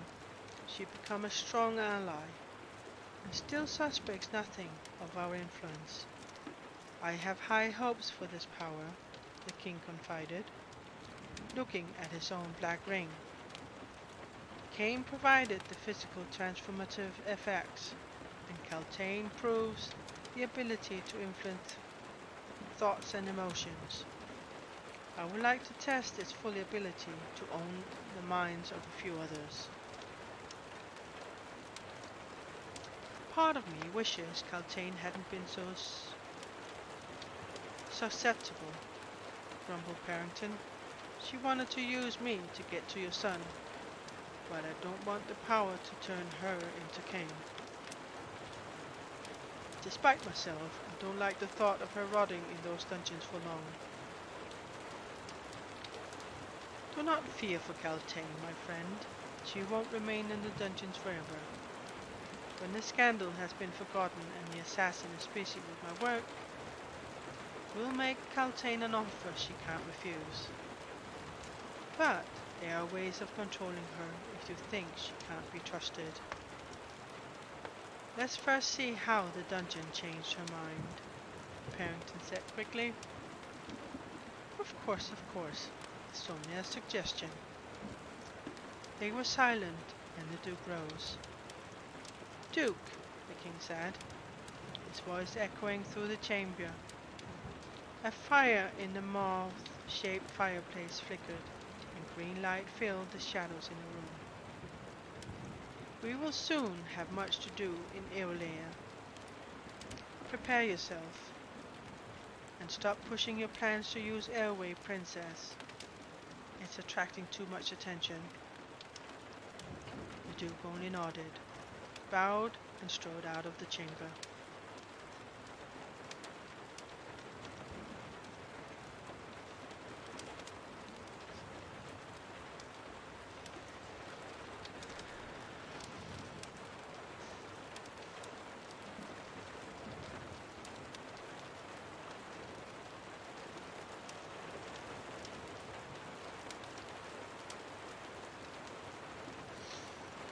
Selina leaned back in her seat and propped her feet on the table, balancing the chair precariously on its hind legs.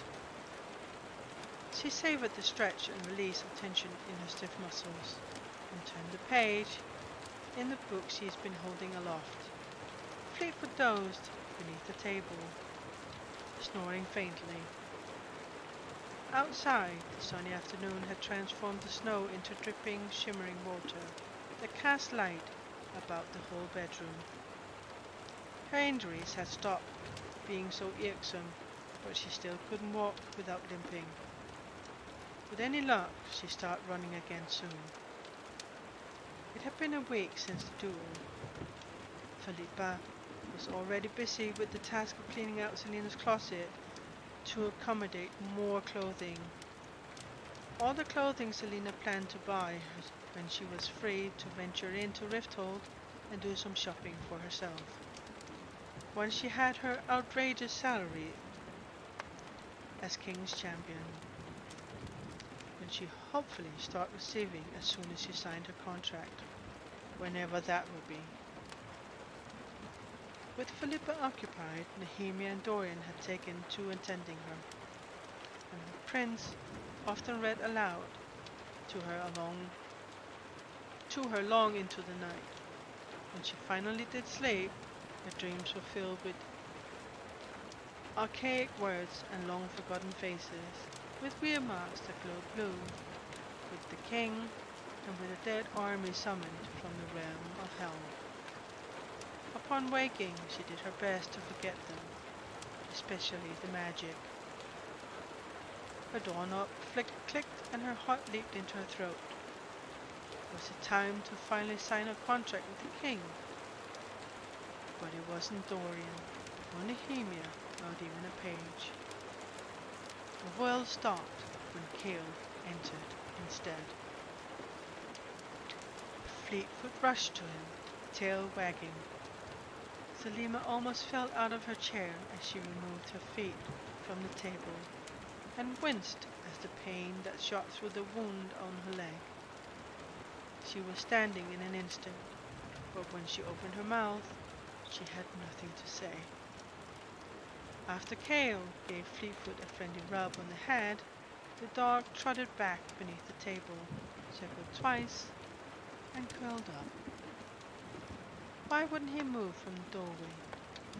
Selina glanced at her nightgown and blushed as she noticed him staring at her bare legs. "How are your injuries?" he asked.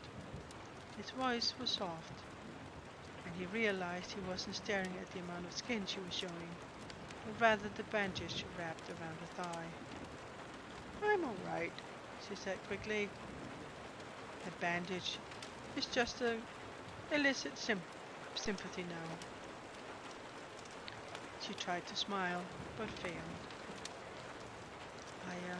I haven't seen you in a week." It had felt like a lifetime. Are you all right?" His brown eyes met hers. Suddenly she was back at the duel, prostrate on the ground, Kane laughing behind her, but all she could see, all she could hear, was Cale as he knelt and reached for her. Her throat tightened. She had understood something in that moment, but she couldn't remember what. Maybe it had been an hallucination, too. "I'm fine," he said, and she took a step toward him, all too aware of how short her nightgown was. "I just wanted to apologize for not checking up on you sooner." She stopped barely a foot away from him and cocked her head. He wasn't wearing his sword. "I'm sure you've been busy," she said. He only stood there. She swallowed and tucked a strand of her unbound hair behind an ear. She took another step closer to him, now having to tip her head back to look into his face. His eyes were now sorrowful. She bit her lip.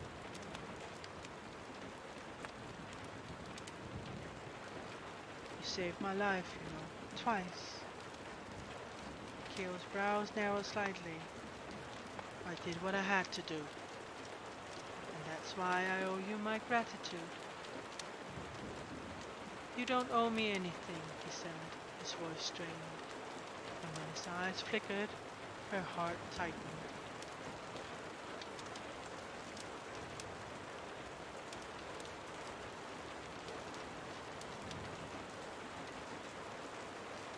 She took his hand in hers, but he pulled it away.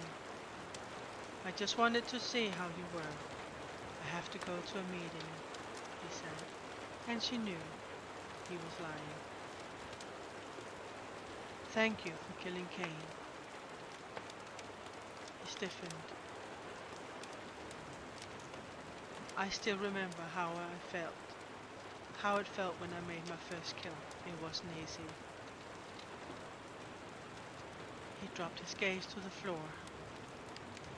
"That's why I can't stop thinking about it, because it was easy. I just took my sword and killed him. I wanted to kill him." He pinned her with his stare. He knew about your parents. How? I don't know, she lied. She knew very well. Kane's access to the other worlds, to the in-between, to whatever all that nonsense was, had given him the ability to see into her mind, her memories, her soul. Beyond, perhaps. A chill went through her. Kale's face softened. I'm sorry they died like that. She shut down everything but her voice as she said, it was a very long time ago. It had been raining, and I thought the dampness on their bed as I climbed in was from the open window. I awoke the next morning and realized it wasn't rain. She took a jagged breath. On that erased the feeling of their blood on the skin. Erebin Hemel found me soon after that. I'm still sorry, he said. It was very long ago, she repeated. I don't even remember what they looked like. That was another lie. She remembered every detail of her parents' faces. Sometimes I forget they ever existed. He nodded, more to confirm that he heard her than he understood. What you did for me, Kale, she tried again. Not even with Kane, but when you... I have to go, he interrupted and half turned away. Kale, she said, grabbing his hand and whirling him to face her. She only saw the haunted gleam in his eye before she threw her arms around his neck and held him tightly. He straightened, but she crushed her body into his, even though it still aggravated her wounds to do so. Then, after a moment, his arms wrapped around her, keeping her close to him.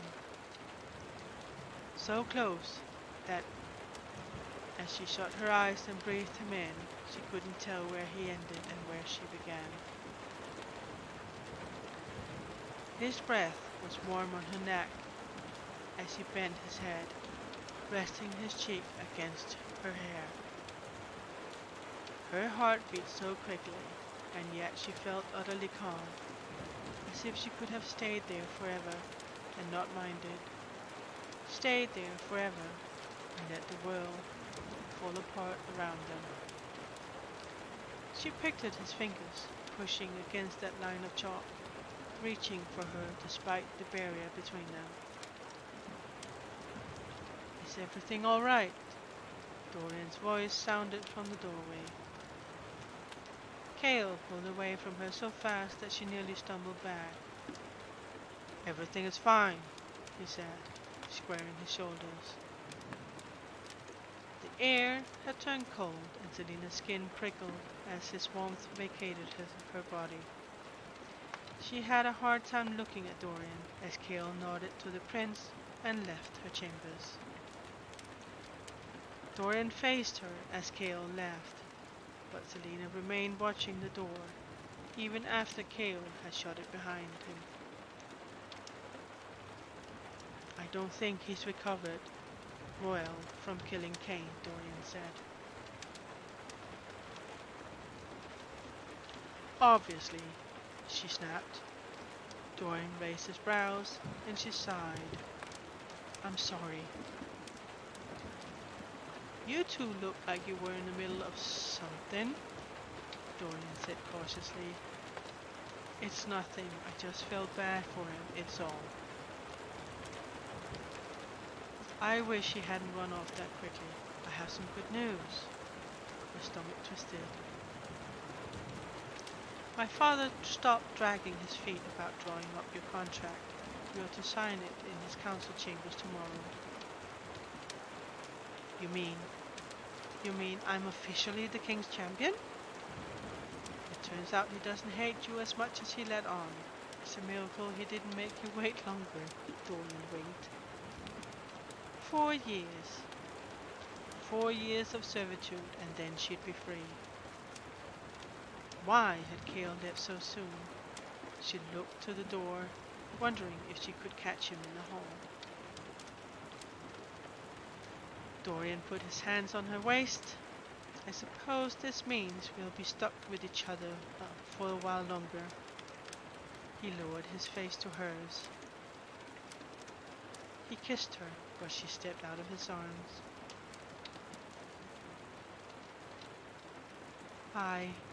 Dorian, I'm the king's champion. She choked on a laugh as she said it. Yes, you are, Dorian replied, approaching her again. But she kept her distance as she looked out the window to the dazzling day beyond. The world was wide open and for hers to take. She could step over that white line. She shifted her gaze to him. I can't be with you if I'm the king's champion. Of course you can. We'll still have to keep it a secret, but I have enough secrets. I don't need another one. So I'll find a way to tell my father and mother. He winced slightly. To what end, Dorian?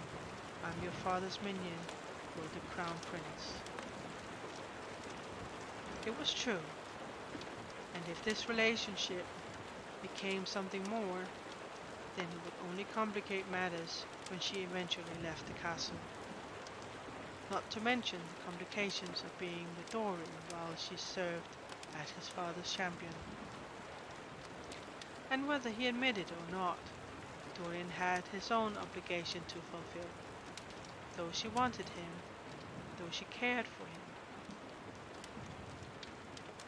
She knew a lasting relationship wouldn't end well, not when he was the heir to the throne.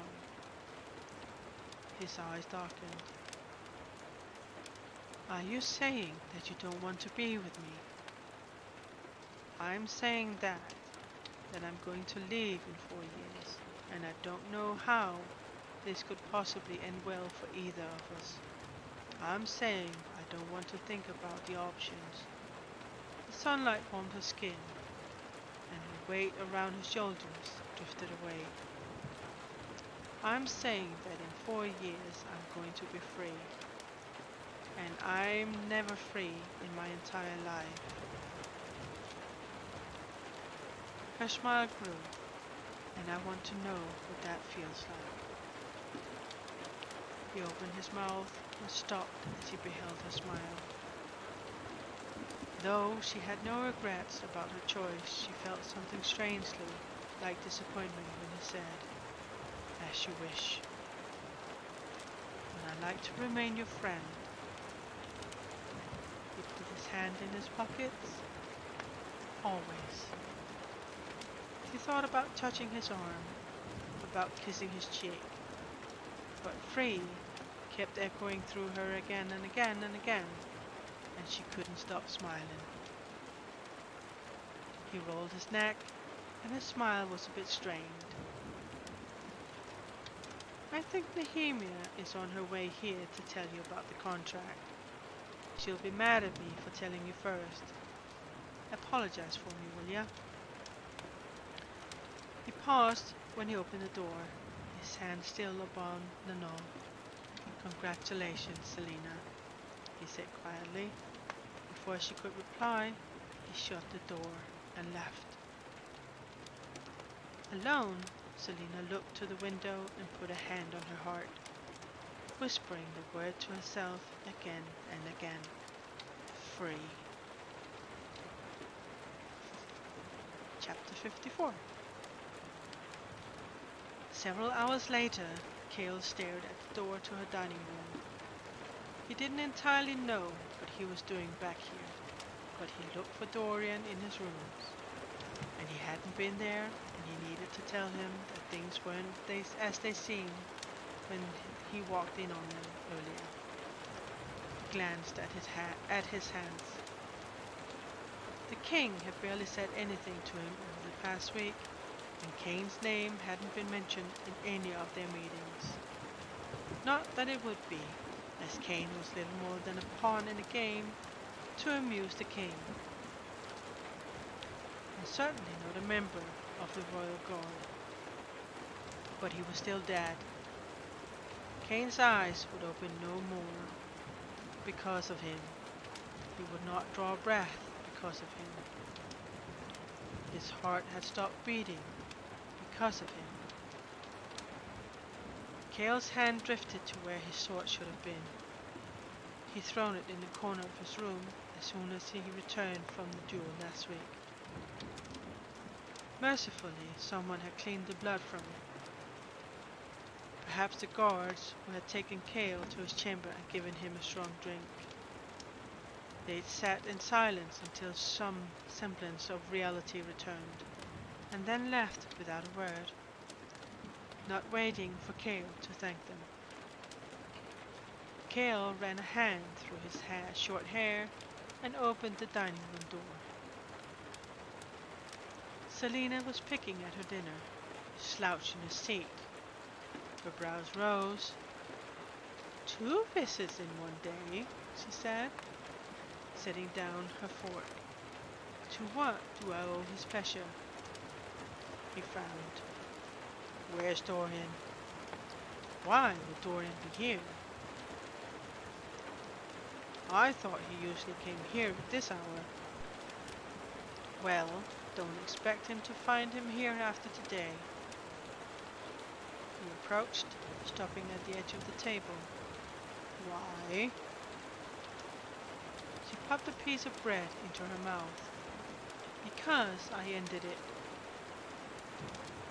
"You did what?" "I'm the king's champion. Surely you realize how inappropriate it would be for me to have a relationship with a prince." Her blue eyes glittered, and he wondered at the slight emphasis she put on prince, and why it had made his heart skip a beat. Kale fought his own smile. "I was wondering when you come to your senses." Did she fret as he did? Did she constantly think about her blood-covered hands?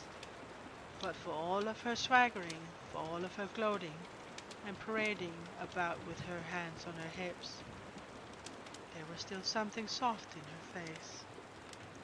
It gave him hope. Hope that he had not lost his soul in the act of killing. Hope that humanity could still be found.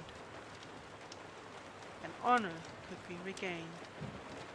She had come out of Endovier and could still laugh. She twirled her hair around her finger. She was still wearing that absurdly short nightgown, which slid up her thighs as she propped her feet on the edge of the table. He focused on her face. "Would you like to join me?" she asked, gesturing with one hand to the table. "It's a shame for me to celebrate alone." He looked at her, and that half grin on her face. Whatever had happened with Kane... Oh! Sorry about that, guys. Whatever had happened in the duel, that would haunt him. But right now... He pulled out a chair in front of him and sat down. She filled a goblet with wine and handed it to him. "To 4 years until freedom," she said, lifting her glass.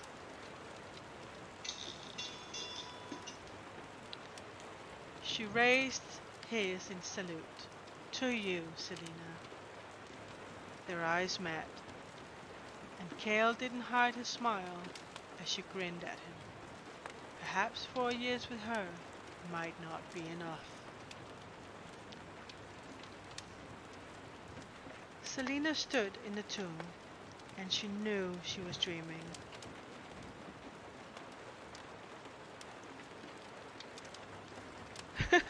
Hey, Freshie.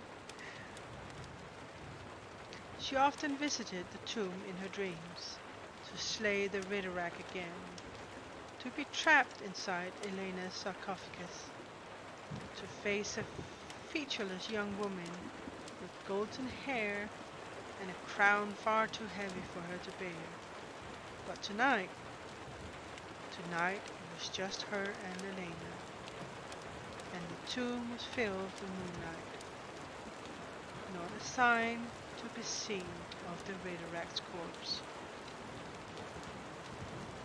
"How are you recovering?" the queen asked, leaning against the side of her own sarcophagus. Selena stayed in the doorway. The queen's armor was gone, replaced by her usual flowing gown. None of the fierceness twisted her features either. "Fine," Selena said, but glanced down at herself. In this dream world, her injuries were gone. "I didn't know you were a warrior," she said, jerking her chin toward the stand where Demarius stood. "There are many things history has forgotten about me." Elena's blue eyes glowed with sorrow and anger.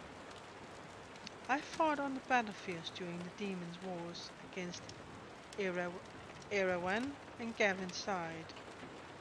That's how we fell in love. But your legends portray me as a damsel who waited in a tower with a magic necklace that would help the heroic prince." Selena touched the amulet. "I'm sorry."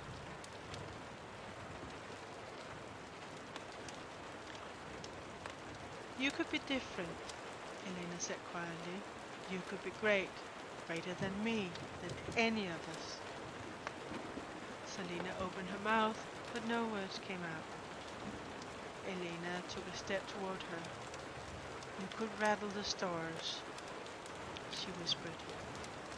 "You could do anything if only you dared. And deep down, you know it too. That's what scares you the most." She walked to Selena, and it was all the assassin could do to keep from backing out of the tomb and running away.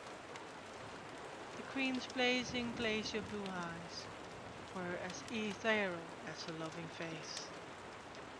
"You found and defeated the evil Cain was bringing into the world, and now you're the king's champion.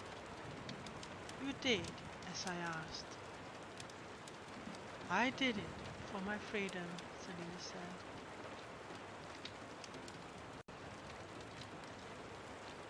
Elena gave her a knowing smile that made her want to scream, but Selena kept her face blank.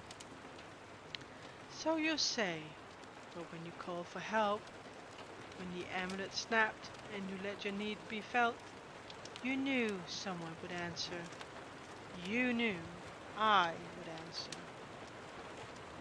"Why?" Selena dared ask. "Why answer? Why do I need to be the king's champion?"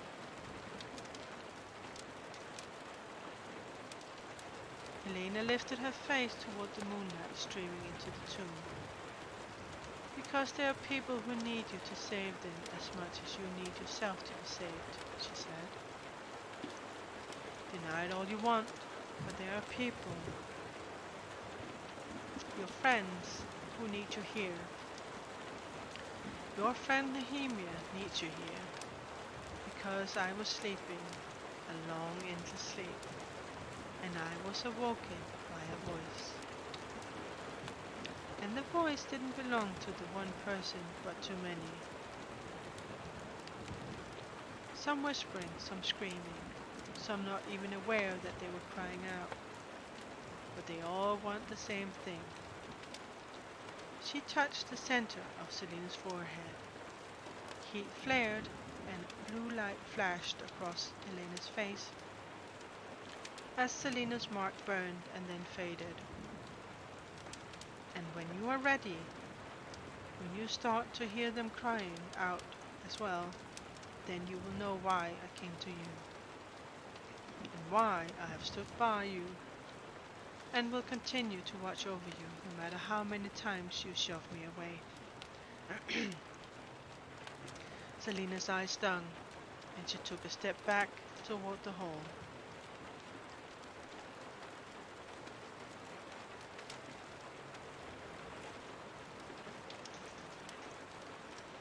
Elena smiled sadly. Until that day comes, you're exactly where you need to be. From the king's side, you'll be able to see what needs to be done. But for now, enjoy the accomplishment. Selena felt ill at the thought of what else might be asked of her. No, it's not Selena Gomez. But she nodded. Fine, she breathed, making to leave, but paused in the hall. She looked over her shoulder to where the queen stood still, watching her with those sad eyes. Thank you for saving my life. Elena bowed her head. Blood ties can't be broken, she whispered, and then vanished, her words echoing in the silent tomb.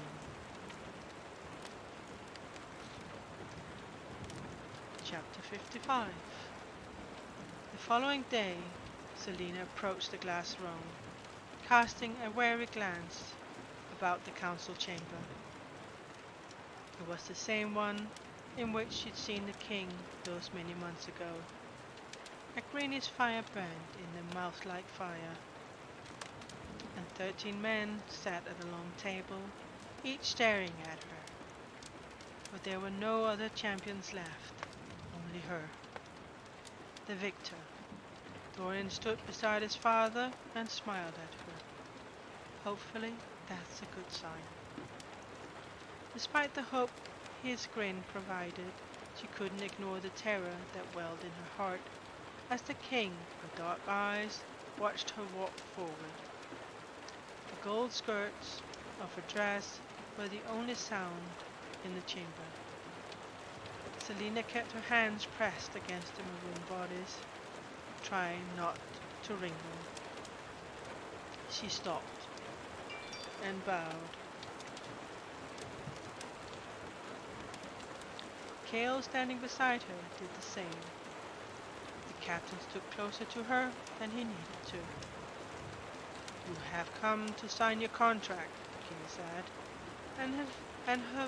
his voice made her bones splinter.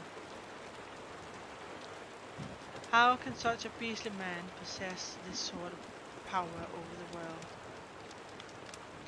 Selena was thinking.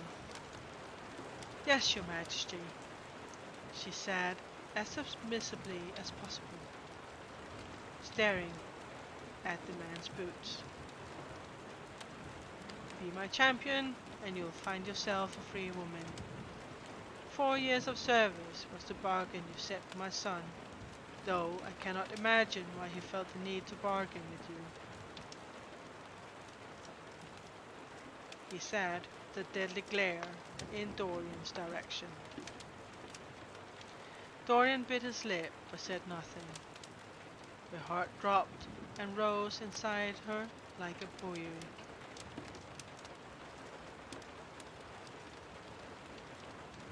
Buoy? Oh, okay, there we go. She would do whatever the king asked, every foul mission he could throw at her, and then, when the 4 years were over, she'd be free to live her own life, without fear of pursuit or enslavement.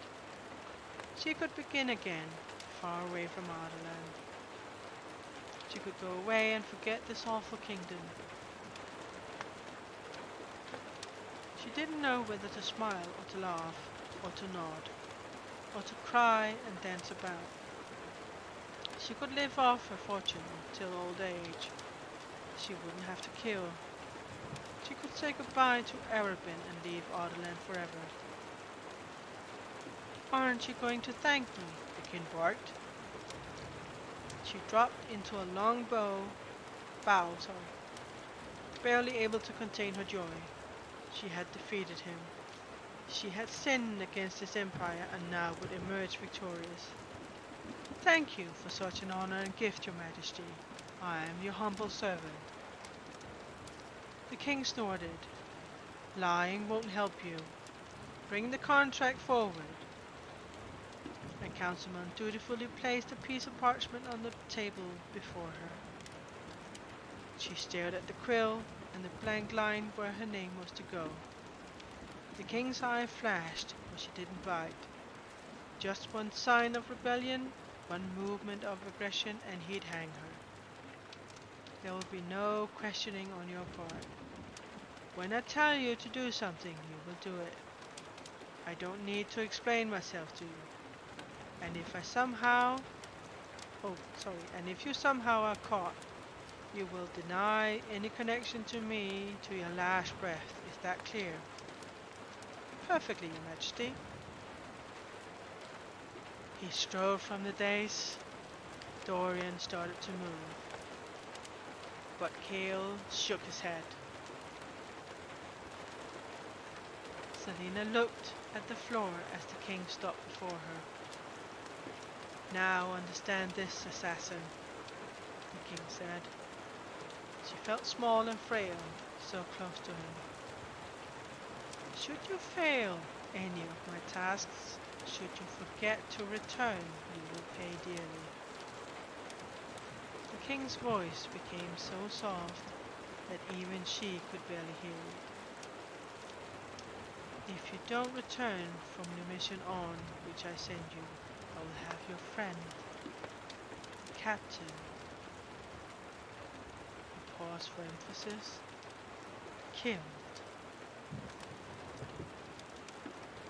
Her eyes were wide as she stared at his empty throne. If you fail to return after that, I'll have Nehemia killed. Then I'll have her brothers executed.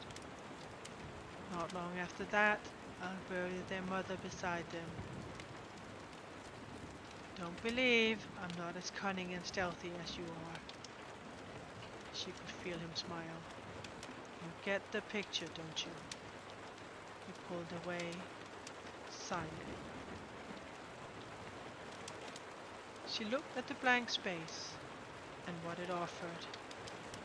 She took a silent long breath, and with a prayer for her soul, she signed. Each letter was harder to form than the last. Finally, she let the quill drop onto the table. Good. Now get out, the king said, pointing at the door. I'll summon you when you are needed. The king sat on his throne again. Selena bowed carefully, not taking her stare from his face. Only for an instant did she glance at Dorian, whose sapphire eyes gleamed with what she could have sworn was sadness before he smiled at her. She felt Cale's hand raise her arm. Cale would die. She couldn't send him to his death. Or the Idga family. With feet both heavy and light, she left the chamber.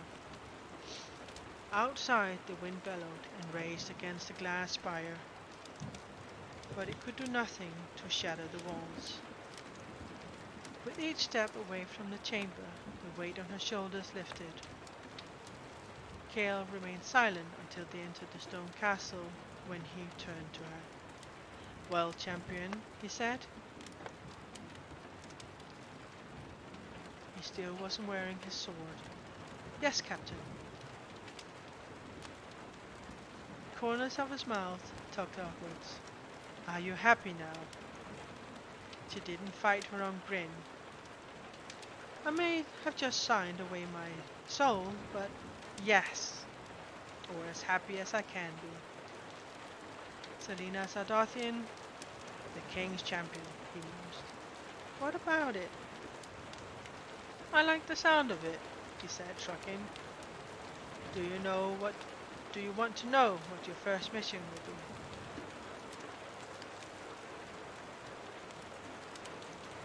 She looked at his golden brown eyes and all of the promises that lay within them, and linked her arm with his as she smiled. Tell me tomorrow.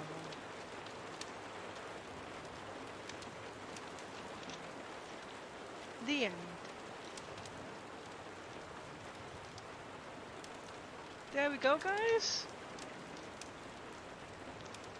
We are done with our book. Holy moly. I'm sorry it has taken so long to um,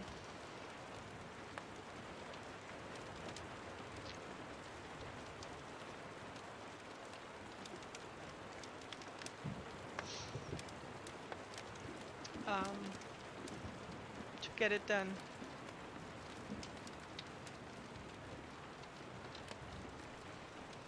But we are now finished.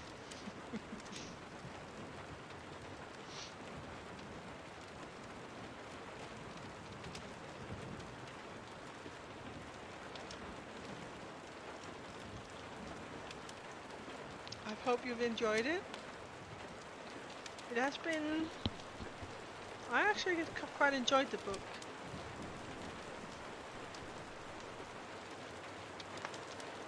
So,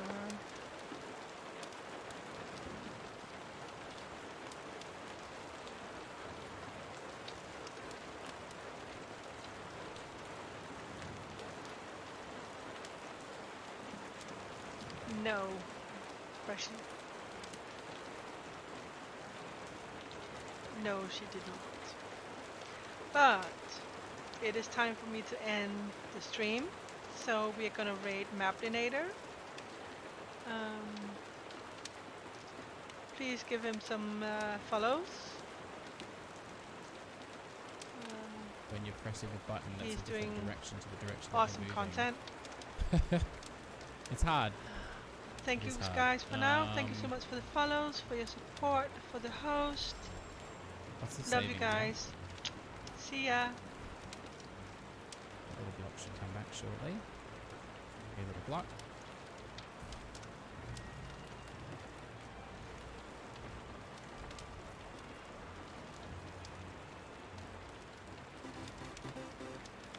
Dark Raiden!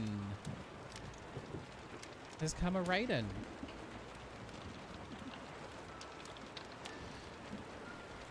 Thank you for the raid. And welcome everybody from Raiden's stream. Wonder if this is easier with the keyboard. I don't think it would be any easier. The door piece. Do I not? I thought I was going to go back for that.